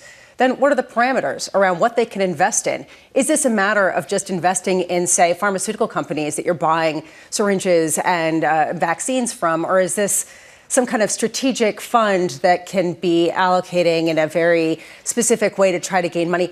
Then there's a question of who's going to run this. It's the Apollo Global Management co-founder Leon Black's son is going to run this. There's a lot of questioning here that needs to be evaluated. At the same time, it's actually an interesting idea, and it's one that actually Biden had a similar thought too. So you can't dismiss it, but a lot needs to be determined. Do you remember the original deal, the original TikTok deal? And this should be on like those quizzes you do at the end of the year, and you should ask the staff if they remember the original TikTok deal. Wasn't it Oracle and Walmart?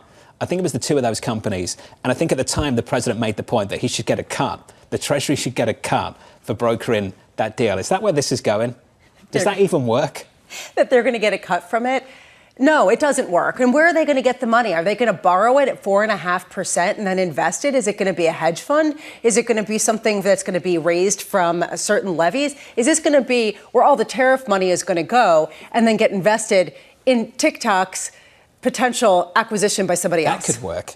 That could work, potentially, sure. Okay. That could work. We're giving free ideas here. We'll see if that does work, if that's the way they move forward. Elsewhere, Israeli Prime Minister Benjamin Netanyahu set to meet with President Trump in the Oval Office at 4 p.m. Eastern Time. The two set to discuss the ongoing truce in Gaza, which Trump's Middle East envoy has indicated he wants to make permanent.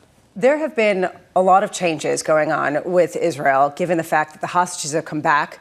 There's a hope among a lot of people in Israel to continue with the ceasefire, also in Gaza. Big questions around who potentially could come into Gaza for some sort of two-state solution. And Donald Trump has been pretty aggressive in saying that maybe they should all move to another country. The people who live in Gaza, there has been so much pushback to that and a lot of anger on the part of allies in the Middle East toward the United States. Nonetheless, this goes to the idea that in Israel, a lot of people think that Trump is responsible for the ceasefire that has gone into effect.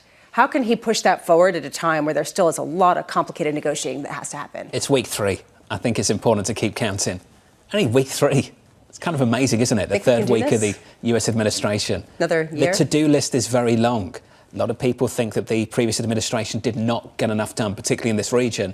The to-do list is very long, and I think they're only just getting started, obviously. We've got 4 more years to make a real change. Equity futures then just about positive here on the S&P, but I think we can call it just about unchanged. I want to turn back to trade. Retailers bracing for the impact of President Trump's tariffs. Sucharita Kodali of Forrester Research writing, tariffs will inevitably hurt US GDP. The sectors most likely to be impacted are electronics, toys, and some components like plastics, which are in nearly all of our consumer goods. Sucharita joins us now for more. Sucharita, welcome to the program. I'm actually more interested in what happens to some of these Chinese retail players that have been selling into the United States at really, really discounted levels that won't be able to get certain breaks anymore. How much of a change are we going to see with that so-called de minimis exception? How much does that change?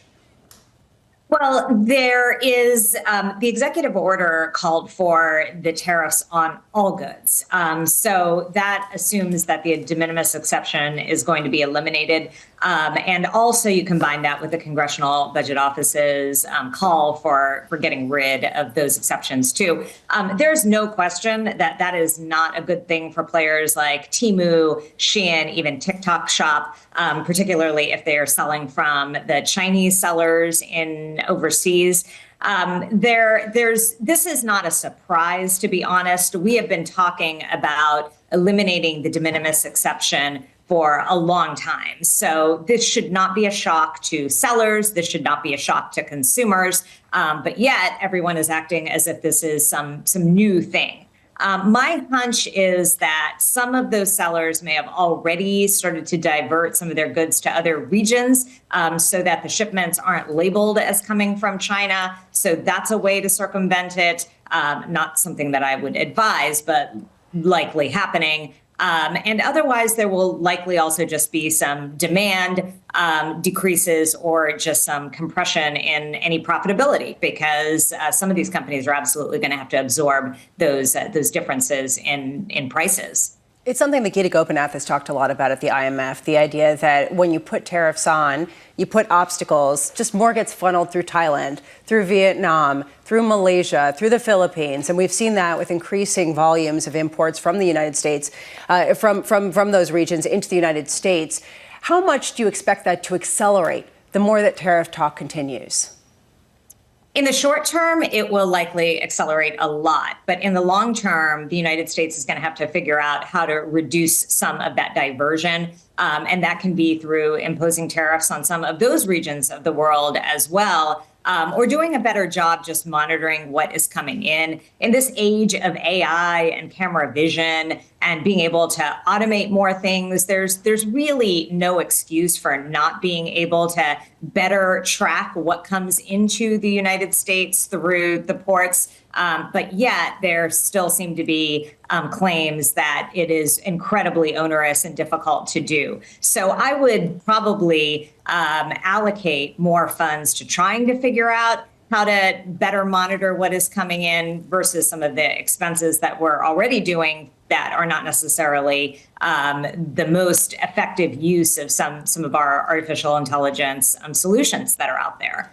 John and I were talking earlier about how the ultimate goal of a lot of these tariffs, there are a number of the goals, but one of them is to increase production back home, bring it back home to the United States. How realistic is it for some of the retail companies to concentrate production in the United States and bring it back at a feasible price? Well, in some cases where you can have a heavy degree of automation, it may actually be fairly viable. You see that in the automotive industry where there are factories that are producing goods, like, for instance, BMW, as was mentioned earlier. And they're able to do that if there is a heavy amount of automation. For those categories, like, for instance, perhaps apparel, where they're still very, very manual, that may not be realistic. And we're talking probably more about nearshoring to other regions that are closer to the United States. I think that really there are a couple of things with China. One is that there are geopolitical issues related. Oh, sorry. You can't hear me? Still? No, we can hear you. Okay. So there are issues that are related to concerns around Taiwan that are related to China. But in the case of Canada and Mexico, I think what is really there is about improving the number of exports so that the balances of trade are not as skewed, so that our American companies are able to export more. So I don't think it's necessarily about bringing manufacturing back, but increasing the manufacturing of the companies that are already sending to those regions. Sucharita, there was a theory before some of this started that the biggest companies would have the easiest time negotiating new contracts, navigating through supply chain disruptions and rejiggering. Do you think that's still true, that the Walmarts of the world, that some of the biggest retailers will do better than, say, smaller ones? Likely that is true. Certainly the bigger companies have the ability to move their production to different parts of the world. But there are a number of multinational companies that actually have very, very heavy presences in China. And they are absolutely nervous and trying to cut out different exceptions to some of these tariffs. That could be companies like Apple, Starbucks, even Tesla. Certainly the casino companies, which have a significant percent of their revenue coming from Macau. So there are a number of different players that absolutely want to see these situations resolved. And regardless of the level of negotiation of physical goods, they are still dependent on either Chinese manufacturing or Chinese consumers. And that puts them in an extremely vulnerable situation. So it's a complex story. There are companies that are going to be winners in all of this, and there are companies that are not going to win because they made bets on China that were decades ago that are going to be very, very difficult to unravel. Everybody wants a carve out, that's for sure. Sucharita Kodali there at Forrester Research. Sucharita, thank you. Thanks very much. Howard Lutnick sat in this chair just to the left of me a number of months ago. That's the Commerce Secretary Designate. Do you remember? Will there be carve-outs? And he said there will be no carve-outs. Now, of course, since then, Donald Trump has won the election and he's been nominated to be the Commerce Secretary. I'd love his thoughts on that now. Will there be carve-outs? So far, there have not been carve-outs. It's very early in this process, and as the China wars start to heat up, that might be a different one down the pike. Yeah, Diplomat Kirk is going to dial 1-800-White-House. On his iPhone. Yeah, probably. Let's give you an update on stories elsewhere this morning with your Bloomberg Brief. Here's Yahara Hacker. Say, Yahara. Hi, John. El Salvador's president offered to accept convicted criminals of any nationality, including American citizens, and house them in a mega prison for a fee. Secretary of State Marco Rubio praised the offer as unprecedented without saying whether the Trump administration would accept. Meanwhile, Spotify shares are rising in the pre-market, up nearly 10%. The company posted better than expected subscriber growth and its first ever annual profit. Spotify shares rose more than 135% last year as the company's CEO prioritized profitability after years of expanding into audiobooks and podcasting. And Salesforce is cutting more than 1,000 jobs at the same time it's hiring workers to sell new AI products. That's according to a person familiar. The company is focusing on maintaining profit margins after pressure from activist investors last year. Salesforce is expected to report earnings at the end of this month. That's your Bloomberg Brief. John? Hey, Yahara, thank you. More from Yahara in about 30 minutes' time. Up next on the programme, Europe in the trade crosshairs. The European has abused the United States for years, and they can't do that. And they want to make a deal. Let me tell you, in all cases, they all want to make deals. Up next on the programme, George Saravelos of Deutsche Bank on the volatility in this FX market.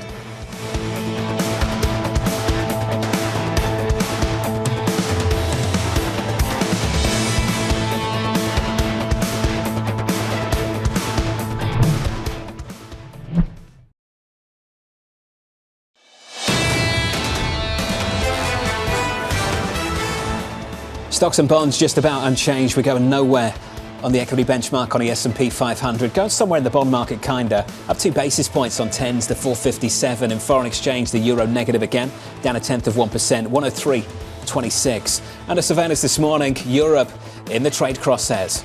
The European has abused the United States for years, and they can't do that. And they want to make a deal. Let me tell you, in all cases, they all want to make deals. There's nobody that doesn't want to make deals. All we want is a fair deal. And you know, there's a word reciprocal.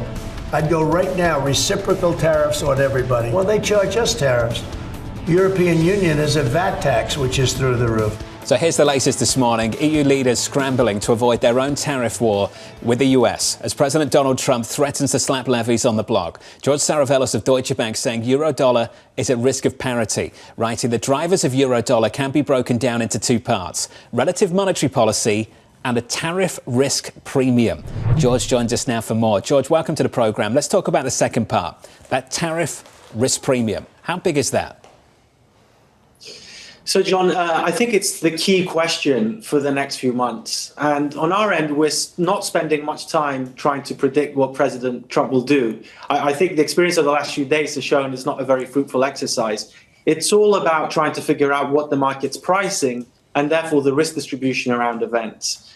And when we look at the so-called tariff risk premium, and you can see it in many different parts of the market, you can see it in the US inflation curve, you can see it in the deviation of the dollar from fair value, you can even see it in what's known as the EFP in COMEX futures for gold. When we look at all these tariff metrics, they've been sending a consistent message that the market's pricing a very limited tariff risk premium. It again tried to price more yesterday. It's now reverted back. But it's precisely because that tariff premium is still quite low that we see the risk distribution skewed towards essentially pricing in more tariffs if and when they materialize. George, is that just the euro, or can you say the same thing about the Chinese currency?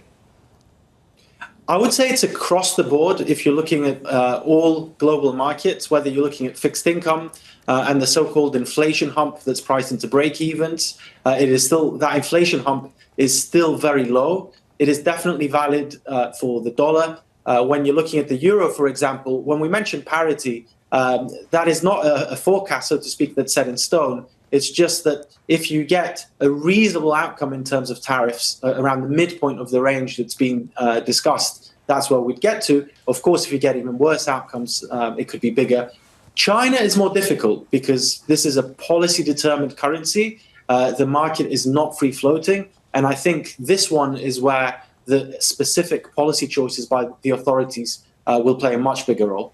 George, you talk about the trade war risk premium, and that typically has been strong dollar. We've been talking on the show about at what point the hangover effect of the tit for tat of trade negotiations, trade wars, ends up with the rest of the world trying to withdraw money from the United States, not put money into the United States. How much and how closely are you watching? What indicators to maybe suggest that the appetite for the dollar was starting to wane? That's a great question, and I think a very important one. So the way we think about it, first of all, is relative economic impact. You have to think about currencies in that way. And the US possesses a number of unique features. It's the world's largest economy. It has the lowest share of trade. It has a big trade deficit, and it's very services intensive. And President Trump, of course, knows all these things. But what that means is that every time tariffs are threatened, it has an asymmetric impact on the rest of the world. And that's exactly why the dollar is strengthening. I think what you would need to see for an unraveling of the inflows you allude to is essentially a big US-centric growth slowdown that's more sharp than the rest of the world, that causes the Fed to become more dovish. And so far, especially given that tariffs are tied in with the fiscal negotiations, potentially in a fiscal expansion, we don't see any signs of that. In the meantime, there is the likelihood, as you said, the disproportionate effect in other countries, that if tariffs do go into effect, or even the suggestion of them will slow economies like Canada, we heard that from the Bank of Canada, or potentially in the European Union. On the margins, even though this is a single mandate ECB, do you expect them to cut rates more aggressively to counteract some of that potential growth shock?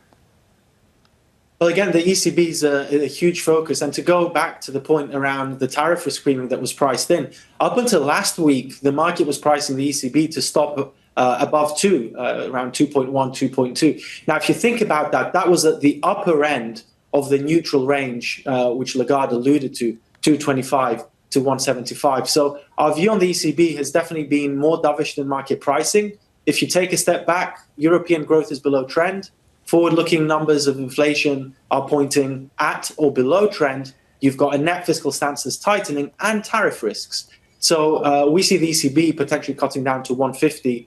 The market has adjusted over the last few days, but I think, especially versus the Fed, we see that rate differential widening again. So, George, when you say that, I just want to jump in. I'm surprised that that's even somewhat contrarian right now. It's surprising to me that ECB officials are still talking about neutral and not talking about getting accommodative. When's that going to change?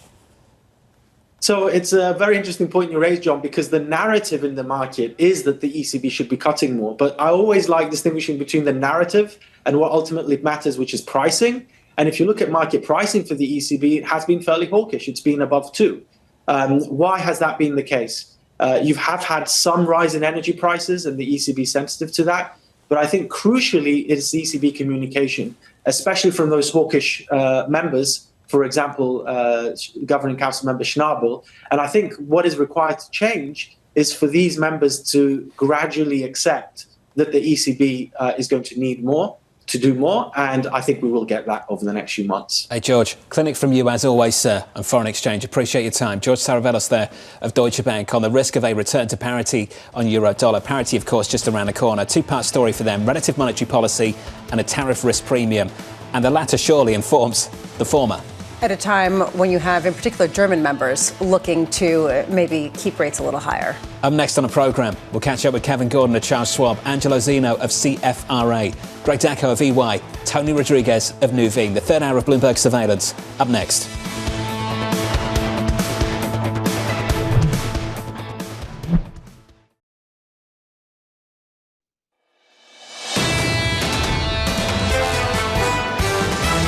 Doesn't look to me like Wall Street has priced in these tariffs going into effect on a sustained basis. I feel like the risks are much higher than people appreciate. The biggest theme is risk off. You think we're at the beginning of a multi-year move out of the U.S. into non-U.S. There's so many unknowns. Our approach is, you know what, we expect nothing, but we plan for everything. This is Bloomberg Surveillance with Jonathan Ferro, Lisa Abramowicz, and Annmarie Hordern.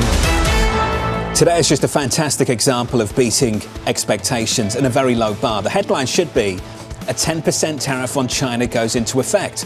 But the headline that you get on tariffs is actually, we've avoided tariffs on Mexico and Canada of 25%. We're talking about something else when typically we'd be talking about China and that one thing. Which goes to the point of signal versus noise. And how do you decipher at a time where this is just the beginning? We're what, week 3?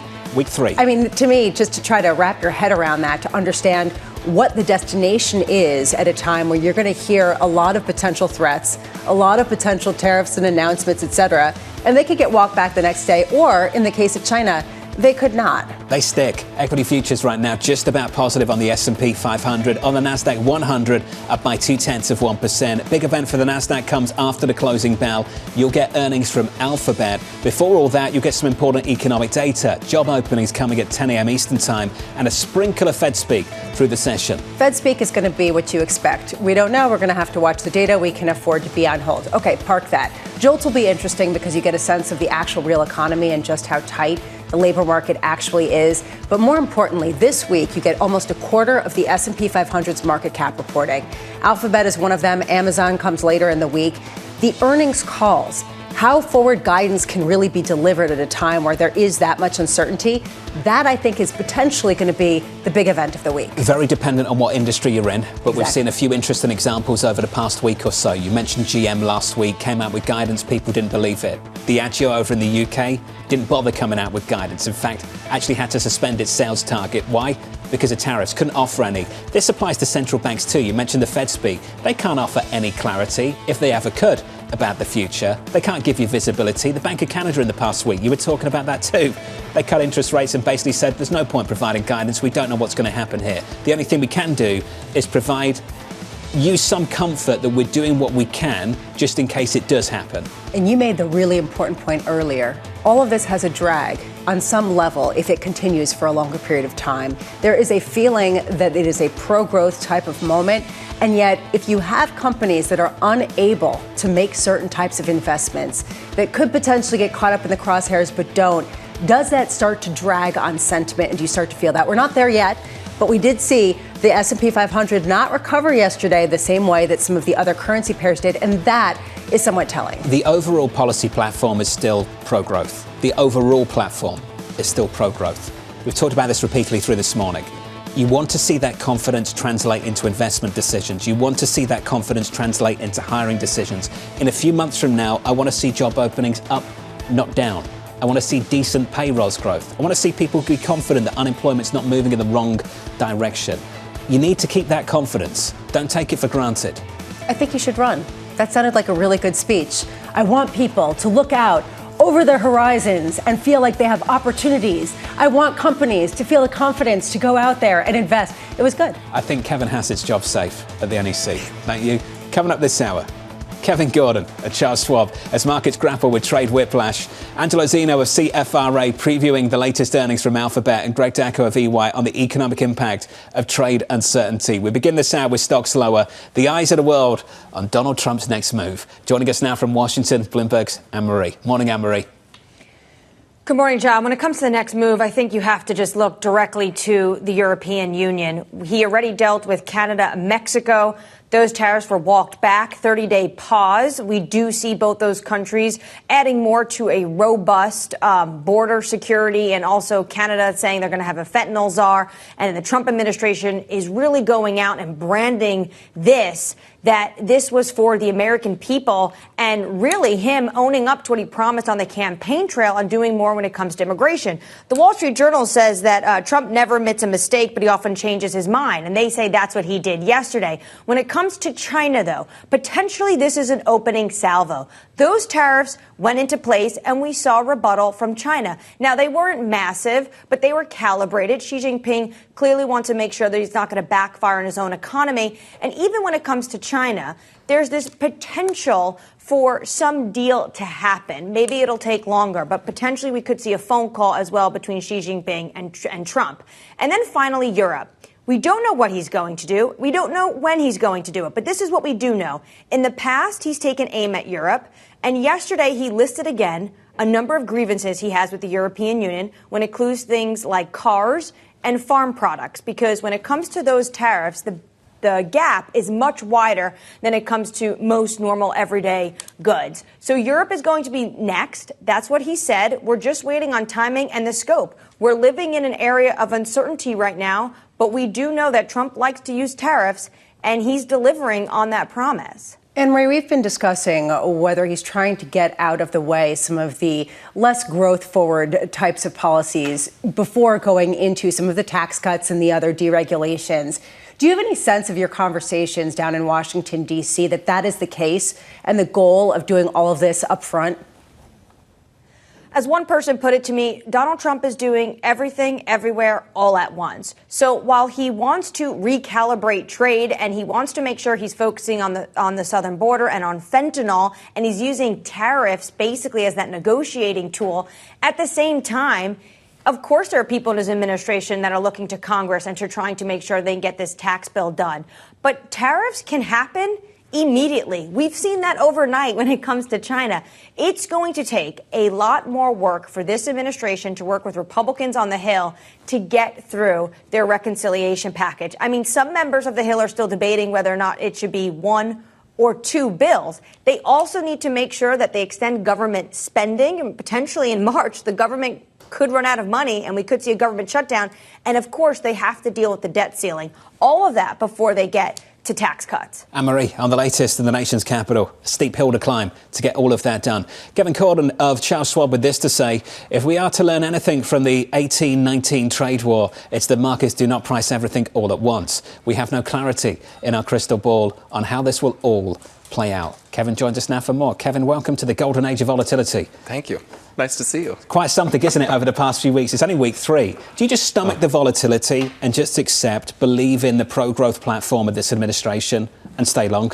Well, stay long in the sense, if you're lengthening your time horizon, yes. Because if you shorten it too much, where you're trying to react to and digest all these day-to-day moves at every single moment, it's whiplash, it's exhausting. It's impossible to do in terms of trying to game out or forecast what's going to happen. But I think that, I think back to when we wrote our outlook for this year, you talk about stomaching volatility. I mean, our view this year, and you're already starting to see it play out, where the dynamic is probably going to be flipped versus what you saw in 2024. 2024 was amazing from an index level volatility standpoint. The max drawdown that you had for the S&P was 8.5%. All of the churn and the scarring that happened was at the so-called, individual member level, where the average max drawdown was more than 20%. But you didn't see that at the index level because it was just happening via rotation all year. Now, not that we're expecting imminently some 20% correction in the S&P this year, but there's going to be probably more of a struggle at the index level, in part because of what we've seen over the past week with some of the mega caps being more of a drag, but also because of the volatility that comes from anything tariff related. I would also argue immigration policy related. But clearly, tariffs have been in the driver's seat. But that makes it a much more challenging index level environment. If you put a chart of the index up on the screen like we just did, it goes up and to the right. There's no problem there. You wouldn't be able to see that one of the biggest weightings in that index has had a more than 20% drawdown. Nvidia. What do you do with those kind of names? And I know you can't do single names, but the kind of names, the sectors that are getting beaten up at the moment, does it tell you about where leadership will be in the future? Does it give you any kind of signal with regards to that? Well, in many ways, we've already had this signal from a sector standpoint. So that stock lives in the tech sector. The tech sector has gone nowhere since last June, which I find remarkable. That it doesn't get talked about a lot. But you're talking about the biggest sector with some of the largest names, which has become a dominant AI theme. It hasn't really moved much, and it's at its lowest since early November. It's wiped out its entire post-election gain. So you've already kind of had the signal being telegraphed in some ways, where at some point at the summer, probably late summer last year, there was more of this broadening out trade that started to move more into financials, industrials, some of the more commodity-sensitive parts of the market initially, but that has pulled back a little bit. And I find it remarkable that even within a group like the Mag 7, the 3 sectors that are representative, which is comm services, tech, and consumer discretionary, it's comm services and consumer discretionary that have really pulled forward and pulled ahead and kind of left tech in the dust. So if anything, if you're viewing it through the AI lens, I think that it probably speaks more to the fact that there is more to be had and gained from the rest of the market, not just a handful of names, not just one sector. So call it the AI adopters, now starting to catch some of the trade or some of the upside, and not just the AI creators. I'm going to lean into golden age of volatility. You try to coin it. I think it's a really important thing to talk about. We're talking about volatility at a time where VIX is at 18. It's not actually rising that much. There is, however, every day a feeling that you have no idea what's going to happen. And the peak to trough on any given day is insane for specific names that are huge market caps. What's the hedge here? At a time where there's volatility in specific spots, but overall, maybe things will even out and there's volatility in the messages and the truths coming from the White House. I think the hedge is keeping your emotions in check, because this is not just volatility in the equity market. But go on, yes. The hedge is a therapist. I mean, the volatility is not just in the equity market. Now it's cross-asset. I mean, I think that probably what becomes more dominant, more of a focus in this next era that's dominated by tariff policy and immigration policy and, down the line tax policy, is in the FX markets. I don't think it's necessarily in the equity markets. And you can see that clearly yesterday with some of the moves. I know you were talking earlier, John, about the huge downdraft in the peso or the loonie, and then the massive upswing. You didn't have that kind of move in the equity market. You still closed down. Of course, you moved off the lows and closed off the lows. But I think a lot more signal is going to come from foreign exchange at this point because of, not just the tariffs and the amount and the dollar amount associated with it, but just how much more fragile the global system is and the global backdrop is this time relative to 2018, 2019, especially because now you're talking about two major trading partners and allies, in addition to China. Last time it was really just China. So you add a whole nother layer of volatility associated with that because of who's involved. Typically, when people are worried about risk, they go into the dollar. Right now, the source of risk is the dollar. Yeah. Or not necessarily the dollar, but just the United States and the U.S. policy. At what point does that shift where the dollar doesn't have the same exact kind of knee-jerk response? I think that's why the dollar becomes one of the most important, if not the most important thing to watch in the coming years, because especially from a Fed independence perspective, not that we're worried about that imminently as some sort of risk, but at some point you have to imagine that there's going to be a little bit of a friction where if you do have a potential for slower growth, but you also have an administration that really wants lower rates, and you have an investor base that wants lower rates, but you have a Fed that probably can't move as much because there might still be an inflation problem stemming from whether it's a price level increase from tariffs or whether it's inflation coming from the labor market because we have suddenly, a lower labor force and lower labor supply. I think that's where there becomes an issue. Not that it is an imminent issue, but I could see that becoming a really dominant problem for the Fed. Well, let's just finish on that one component of the story then. The bias of the Fed is still to cut interest rates, certainly not to hike. Is that bias to cut interest rates constrained by this? We had some pushback from BMO's Earl Davis yesterday, who said that wasn't the case. The Fed put still there, the bias is to ease.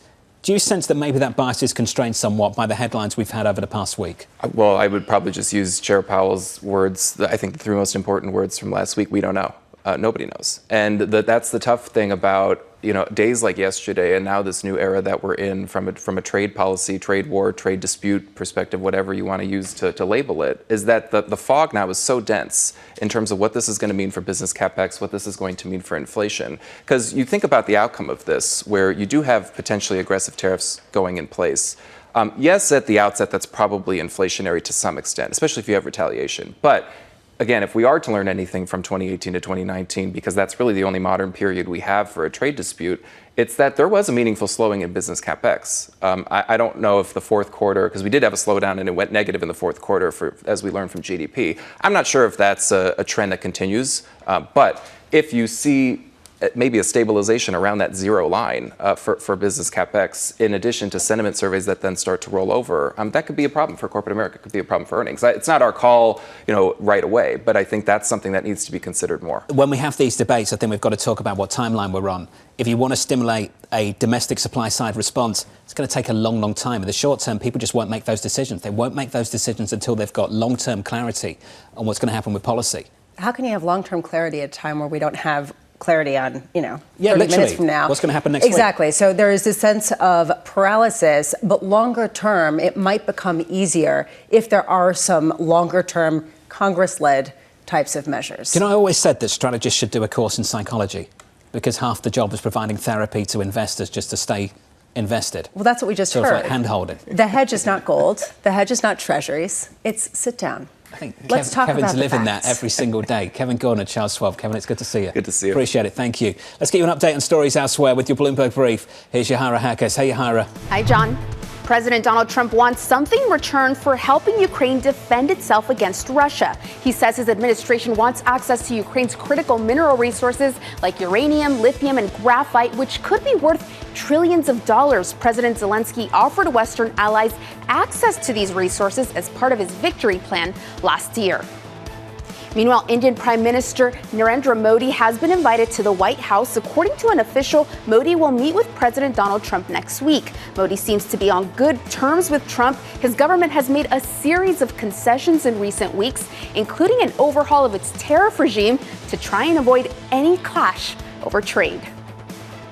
And Pfizer shares are up 1.8% in the pre-market after beating expectations on strong sales of its COVID vaccine and pill.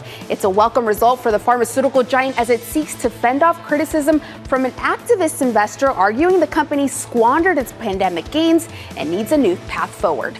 That's your Bloomberg Brief. John? Yahara, thank you. Appreciate it. More from Yahara in 30 minutes. Up next on the programme, the Morning Calls Plus, Angelo Zino of CFRA previewing the latest earnings from Alphabet. That conversation just around the corner.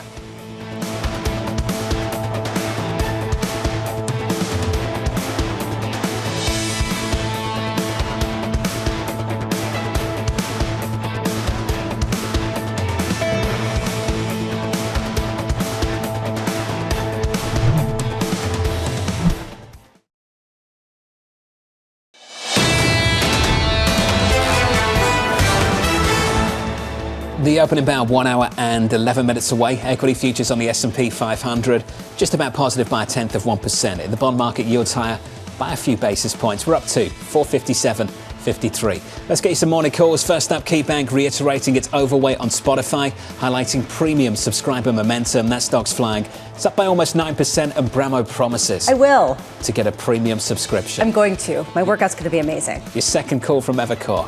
Upgrading Marriott to outperform, citing a constructive view on travel demand. How do you work out with commercials anyway?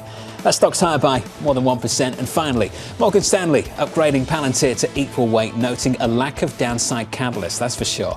That stock's flying. Untamed organic AI demand. What a headline coming out of that company. The stock is up 24%. What can they do next quarter?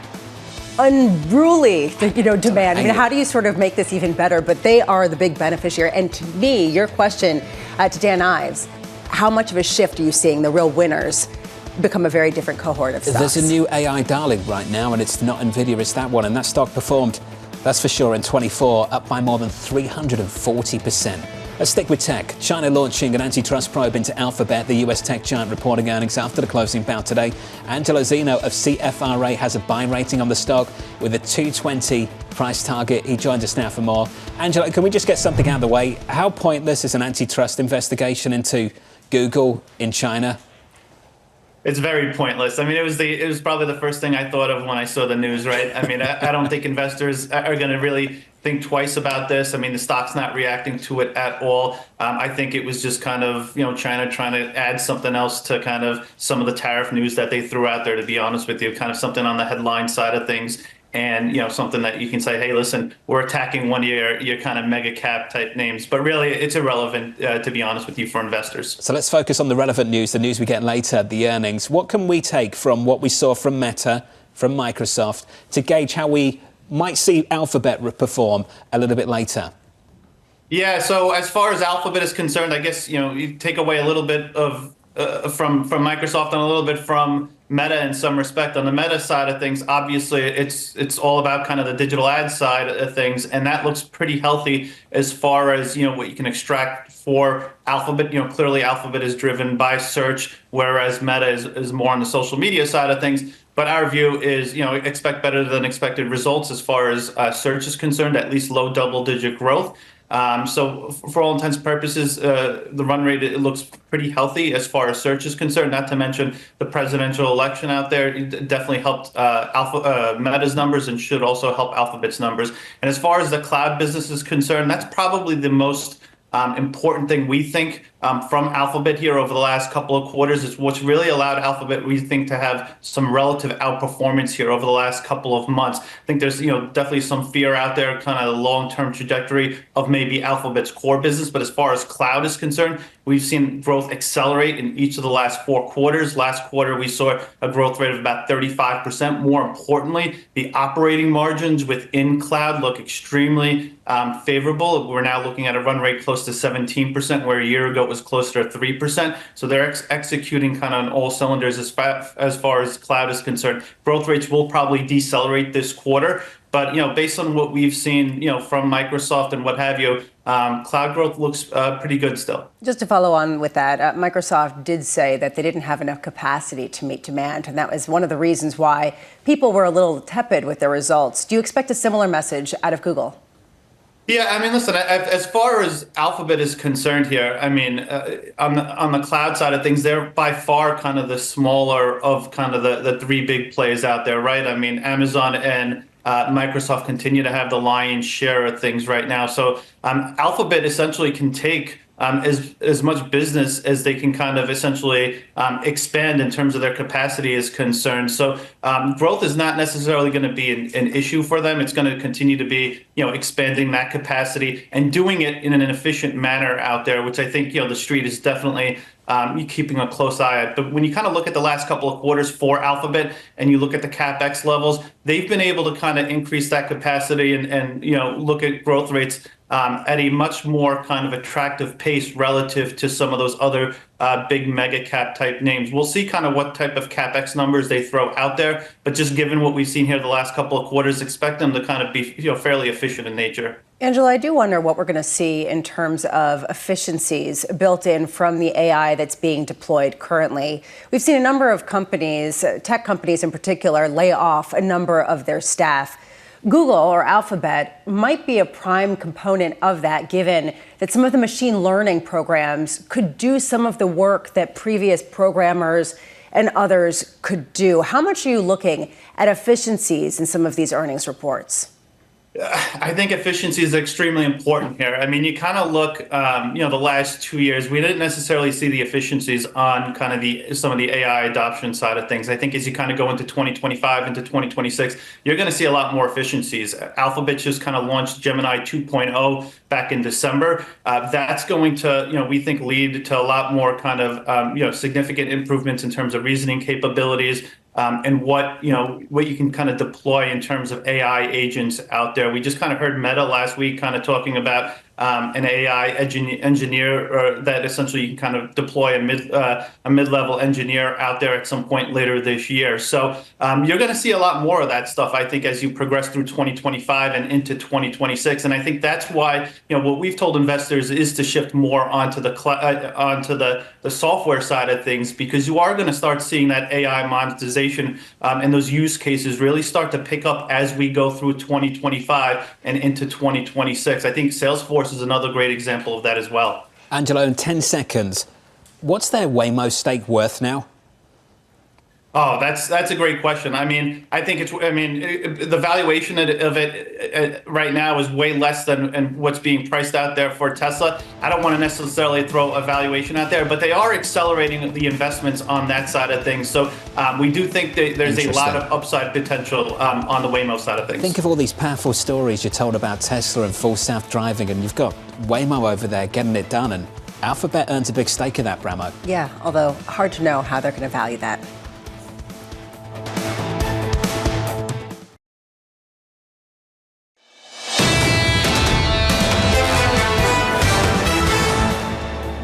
New reporting out of the Financial Times just moments ago. I'll share the lead paragraph with you. Beijing has reviewed antitrust, or rather revived antitrust investigations into Google and Nvidia while considering a new probe against Intel.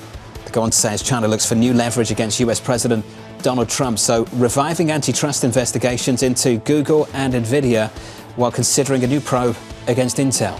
The nature of the probe into NVIDIA in particular hasn't really been specified. If you take a look at pre-market moves in NVIDIA, this spike of volatility, and then it went right back to where it was because people don't know how much. This is just trying to seem like maybe there's a little more muscle behind this than we're investigating a company that hasn't done business here since 2010. If you asked a lot of these companies, their one wish under the Trump administration, just to stay out of the headlines. They don't want to be in the headlines. Well, those companies are in the headlines right now, and not for good reason. Equity futures elsewhere doing okay, just about positive by 0.1% on the S&P. Speaking of the big tech players on the Nasdaq 100 higher by 0.25%. With 60 minutes until the cash open, the opening bell just around the corner. Here's Manus Cranny with your morning movers. Hey, Manus. Jonathan, just on the back of those FT headlines, that's what Adam Posen talked about this morning. The kicker. This is the step up from the normal tit for tat between China and the US. And that is the much bigger risk. Palantir, what a press release. Dan Ives framed it beautifully, printed off.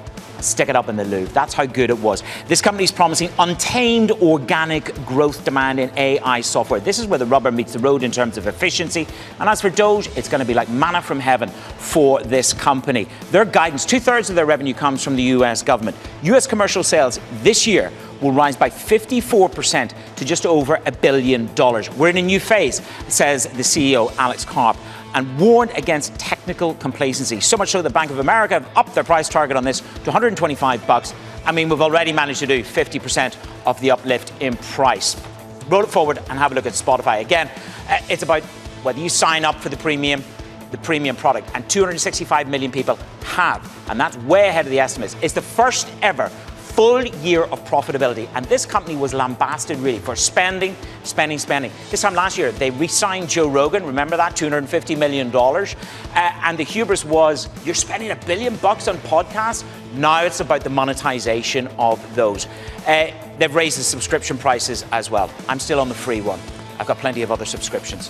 I have too many subscriptions. Estee Lauder, change costs, about $1.2 billion to $1.6 billion in restructuring charges. Nearly 7,000 to up to 7,000 jobs can go. Somewhere between 5,800 and 7,000 jobs will go. Net sales for this quarter will drop by double digit, by 10%. They've got problems at duty free. They've got problems with Asia, sort of travel market as well. These pressures will endure. Soft retail trends persist in the Asia retail market. Stock down 7.4%. Maybe I should upgrade myself on Spotify. Another app. I was saying to Lisa, let's get real. You're in the gym and you work out with Spotify on, and you're telling me you listen to the commercial breaks as that's happening? No, definitely not. I'm with you on that last big push, and you just want to be solely focused. You don't want any interruption of anything like news from you or me. What's that Rocky song? I don't know. What's that Rocky song? I don't listen to it. Eye the Tiger. Isn't that your gym song, Bramo? And then Pampers. Pampers? The ad in between. Oh, okay. Forgive me. All right, your workouts are different to mine. Okay, let's turn back to trade. Okay, economists passing through the potential impacts of President Trump's tariffs. Greg Daco of EY writing, tariffs should create, keep it together, a stagflationary shock while also triggering financial market volatility. We expect US GDP would contract by 1.5% in 25 and 2.1% in 26 relative to our baseline. Greg joins us now for more to talk about trade. Greg, good to see you. Good to see you guys. Thanks for dropping by. Big changes from this administration for about 5 minutes and then they don't go on. As an economist, what do you do with the uncertainty in between? How does that change your outlook, if at all? I think it's very important to factor the uncertainty because what we've seen is essentially a desire to work on four policy front: trade policy, tax policy, immigration, and regulation. But at the same time, there was this pro-business sentiment right after the election that essentially businesses would be supported in this environment and would drive stronger business investment, which was really the hope. What we're seeing and what we've seen over the last 48 to 72 hours is that there's also going to be this layer of uncertainty. And if we recall 2018, 2019, we had a similar mix of policy uncertainty that actually deterred business investment and hiring at a time when we were passing the Tax Cuts and Jobs Act. So you had trade policy uncertainty that was constraining to some effect the potential boost from tax cuts at the time. Just to think about this logically, I can't think of a good reason of why it would hold back domestic capex. I can think of a good reason as to why it would hold back decisions about investing in places like Mexico or Canada. But for a US-based company, did we actually see them hold back on domestic capex decisions as well? I think it's not about the last 48 hours. I think it's about the last few months where pre-election there was a lot of uncertainty as to who would win the election. After the election, there was a lot of uncertainty as to what policy would be prioritized. And what we're hearing from clients across a multitude of sectors is that there's a little bit of that wait-and-see approach. It's not a retrenchment approach. We're still seeing strong trends when it comes to economic activity. The economy in the fourth quarter is still growing around 2.5%. Final demand, very strong still.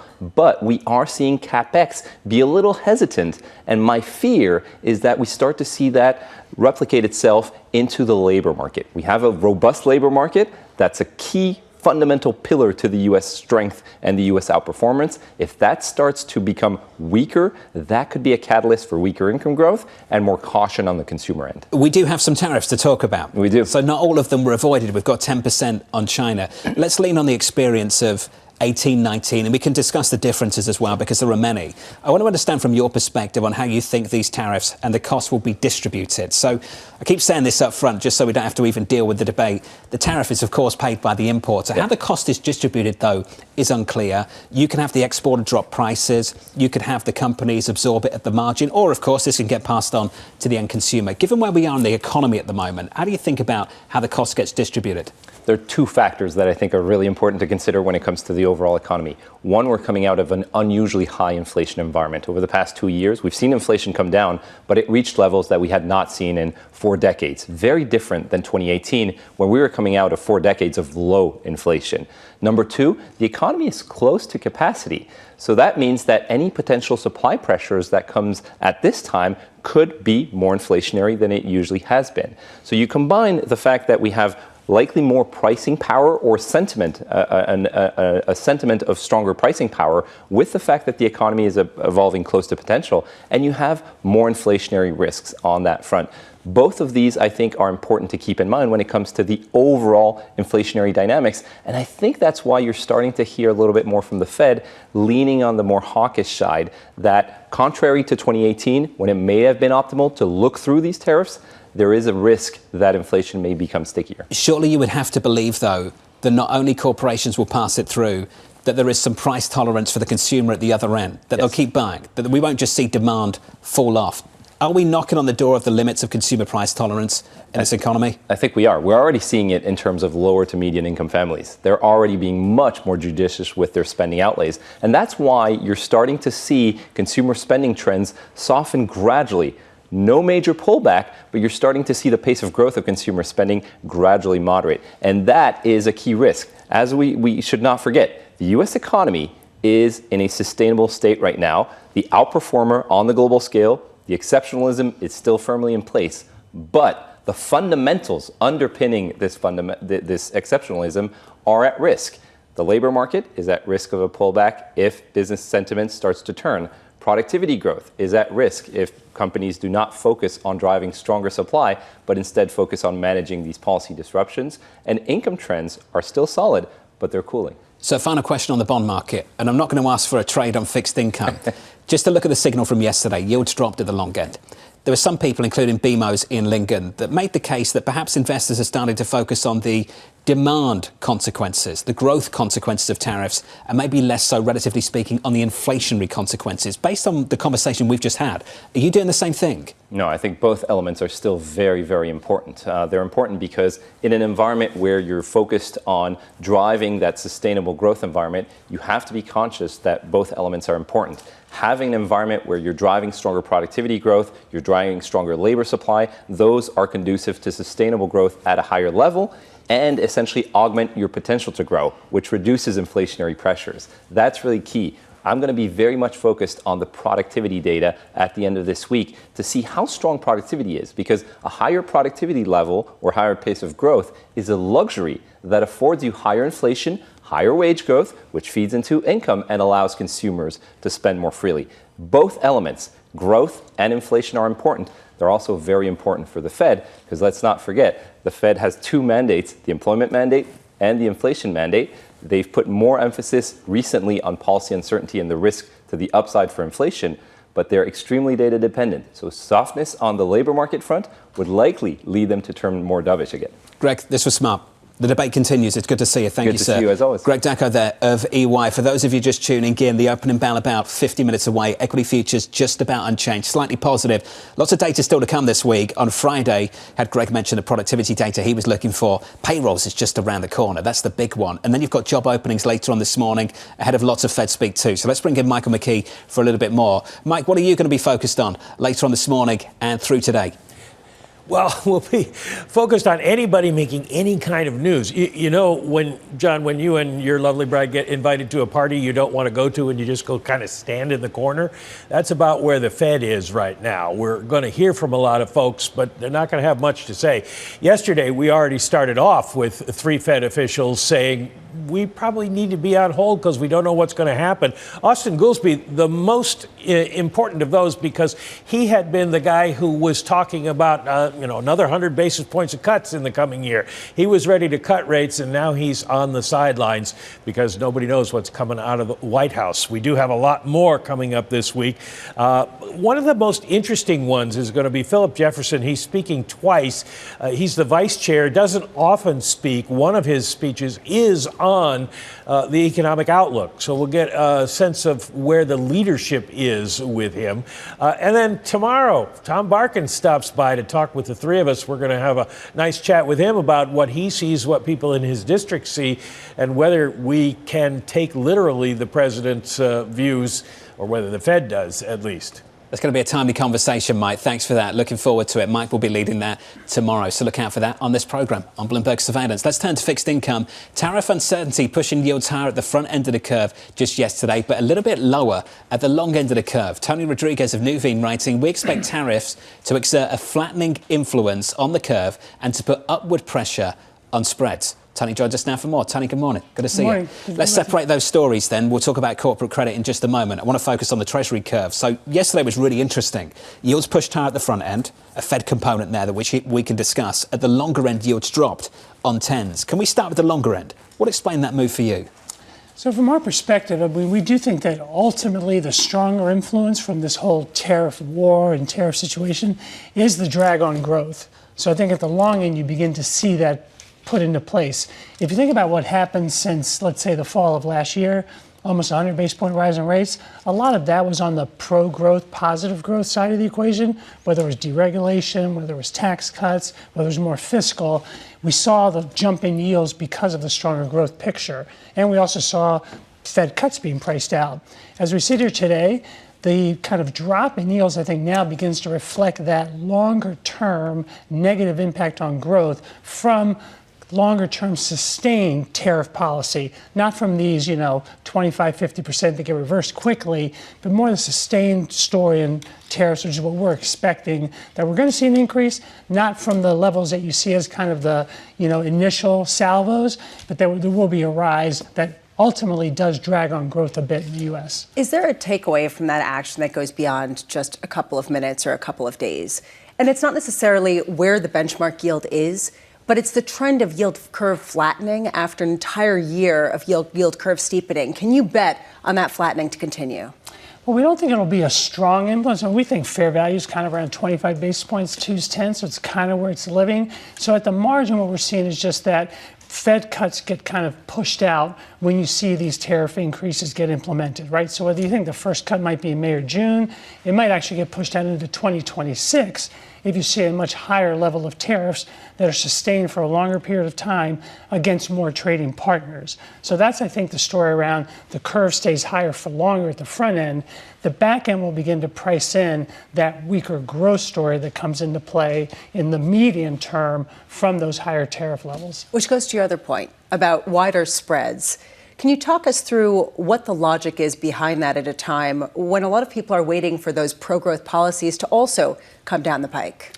The story there is really that so much of the good news is priced in. So the pro-growth policies, if they do get implemented, if you see that from a regulatory standpoint or from taxes, et cetera, we've already got that in the price on credit spreads. So while we're not expecting any large rise in spreads, we do think you'll see a little bit of a recalibration wider. We think you'll see defaults increase a bit over the course of the year, stay probably below long-term averages, but not be at the, almost generational low levels that we've experienced over the last 1, 2, 3 years. There's a US bias to this conversation. If we could just make it a little bit more international and talk about what happened in Europe yesterday, I thought the read on European sovereign debt was a lot more clear.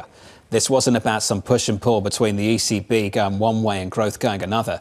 This was very much about the ECB is going to have to confront a disinflationary shock potentially, because if the wars go up in America, they're going to have to stomach a lot of cheap Chinese goods, and they don't get to distribute that around the world in quite the same way. How bullish are you on sovereign debt in certain parts of Europe with that in mind? Yeah, we definitely think you're going to see more cuts from the ECB. They're going to continue kind of at a per meeting pace, we think, till they get down at least to 2%. Possibly have to go lower if, in fact, the growth impact is stronger. So we do think sovereign yields there are able to decline. It's interesting because when you think about the U.S. story, we talk about internal risks to the kind of growth story and external.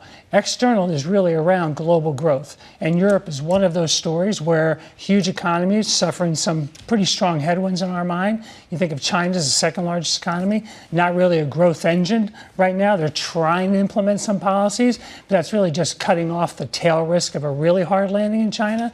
So that external risk to the U.S. economy comes from weaker growth, and that is reflected in a more positive sovereign yield, outlook, and in Europe in particular. There's a bit of a cliche on Wall Street that the dollar goes to where it's treated best. And when we've had a conversation on this program through this morning about whether US policies and this policy platform would attract capital or push it away, overwhelmingly the response is still that it will attract capital. What are the odds that it will push it away? We had a guest sit in your seat yesterday who was trying to make a very strong case that he thinks because of the policy chaos, it pushes away capital, that it will go elsewhere. But when I have conversations about Europe and China, I struggle to see how that's going to attract capital anytime soon unless we see big changes in those economies. Where do you stand on that debate? Well, I think it goes back to that old saying about cleanest dirty shirt. Right there, the policies themselves are ones that will, I think, dampen capital investment desires by U.S. companies, by foreign companies coming into the U.S. But at the same time, again, looking at that global picture, there aren't really very attractive secondary locations for that capital to go to. So at the end of the day, when you work through all of the math, the U.S. is still probably the most attractive destination for capital. It's just maybe going to be at a little bit lower level than it would be if you didn't have this policy uncertainty, policy chaos. When we were in Europe a couple weeks ago, and we were listening to some of the messages coming out of the White House, the feeling around the table was maybe this will actually help Europe get its stuff together. And that essentially you could end up having deregulation there. Ursula von der Leyen just came out and said maybe we should loosen the purse strings a little bit to maybe invest in some defense. Maybe it would make that region better. And there are all these people talking about how they were getting optimistic on the region. Are you saying that's bogus? Well, Mario Draghi, laid out the plan and was pretty clear. And that plan wasn't all that surprising, right? Those have been challenges that Europe has faced for now decades, really. So I wouldn't say that we're pessimistic on Europe, but we are, I think, realistic about Europe, that they're not going to implement competitive policy very quickly. It's going to take a long time. They're going to have to face some more stress and pressure. We do think they'll see that pressure over the balance of the year in terms of the economy. And then in reaction to that, you'll see incremental steps. I think they move them in the right direction, but we're not expecting some big policy bang that, moves them suddenly to be a competitive as they should be. The great irony for me with European leaders, I think if you ask European officials honestly, with the exception of Meloni and maybe a couple of others, about who they'd want to have in the White House, I think they'd tell you that it probably isn't Donald Trump right now. And the greatest irony of that is that actually this president will push them, and you've indicated this, to do the right thing, to do the thing to help themselves. And everything he said about Europe has turned out to be correct. Everything he said about Germany has turned out to be correct. Everything he said about NATO spending has turned out to be correct. And they've slowly come around to this idea that maybe this president was right. Mark Rutte, who was the Dutch Prime Minister, who we've interviewed several times, said that to us years ago. And now, as NATO Secretary General, is saying exactly the same thing. The president was right. And I think, Lisa, what you're getting to, and I've heard it from you several times through this morning, is whether this president will push them to do something that helps themselves. And I hope it does. A lot of people do. And when we were in Davos, everyone was saying that it would and that they were getting more optimistic on Europe. And yet here we are with a lot of that unwound with the suggestion of tariffs. This, to me, is going to be one of the big sort of underplayed stories of 2025. Tony, it's good to see you. Thank you, sir. Tony Rodriguez there of Nuveen with an update on stories elsewhere with your Bloomberg Brief. Here's Yahara Hekes. Hey, Yahara. Hi, John. President Trump plans to speak to Chinese President Xi Jinping about a potential reprieve on the 10% tariff. The White House press secretary told Fox News talks are expected to take place over the next 24 hours. The president also plans to speak to his Chinese counterpart about fentanyl.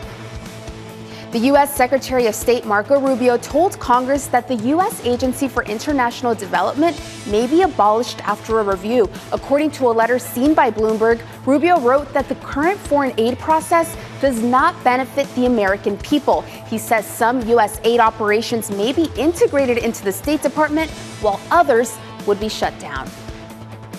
And PayPal shares are falling more than 8% in the pre-market, even after it reported fourth quarter earnings that topped Wall Street estimates. But investors are focusing on a slowdown in growth of its card processing business. Growth in that area slipped to 2% in the fourth quarter from 29% a year earlier. That's Bloomberg Brief. John? Yahara, thank you. Thanks for this morning. Up next on the programme, we'll go through the trading diary, bring you the calendar for the day ahead. From New York, you're watching Bloomberg TV.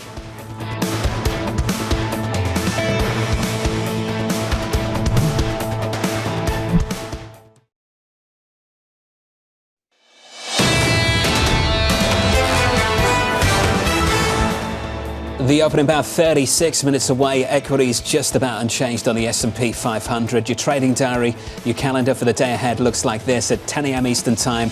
Jolts and durable goods data, plus Alphabet earnings after the closing bell. Look out for that this afternoon. Wednesday, ADP, trade balance, and Disney earnings. Thursday, another round of jobless claims and a Bank of England rate decision, plus Amazon results after the close. And on Friday, the payrolls report just around the corner. Before we leave you, let's head down to Washington, D.C. and get a final word from Annmarie. MH, what's on the agenda for you and the team?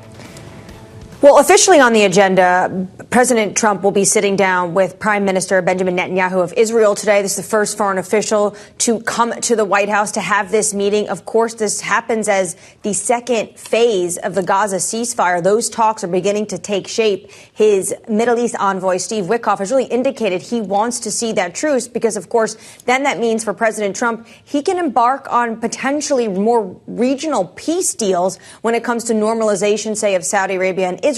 What's not on the agenda, but I'm sure market participants are looking forward to, is this potential phone call that Trump says he's going to have with China. He teased it out yesterday. He said potentially me and China will get on the call, Xi Jinping, and then Caroline Leavitt, his press secretary, reiterated that to Fox News. No time, no scope of what potentially they might talk about. Obviously, tariffs will be one of them, maybe TikTok, but that's something to watch out of Washington today. These calls are becoming market moving. We said that at the end of the programme yesterday, and it turned out to be right. Those calls between the Mexican and Canadian leaders, that's one to watch potentially a little bit later on today. Tomorrow, this is one to watch. Lindsay Rosner of Goldman Sachs, the Disney CFO, Hugh Johnston, the Richmond Fed President, Tom Barkin, and the Chevron CEO, Mike Wirth. Bramo, what a lineup for Wednesday. Especially at a time where each of these industries is being challenged in real time by a host of policies that may or may not go into effect. From New York City this morning, good morning. Thank you to you all for choosing Bloomberg TV. This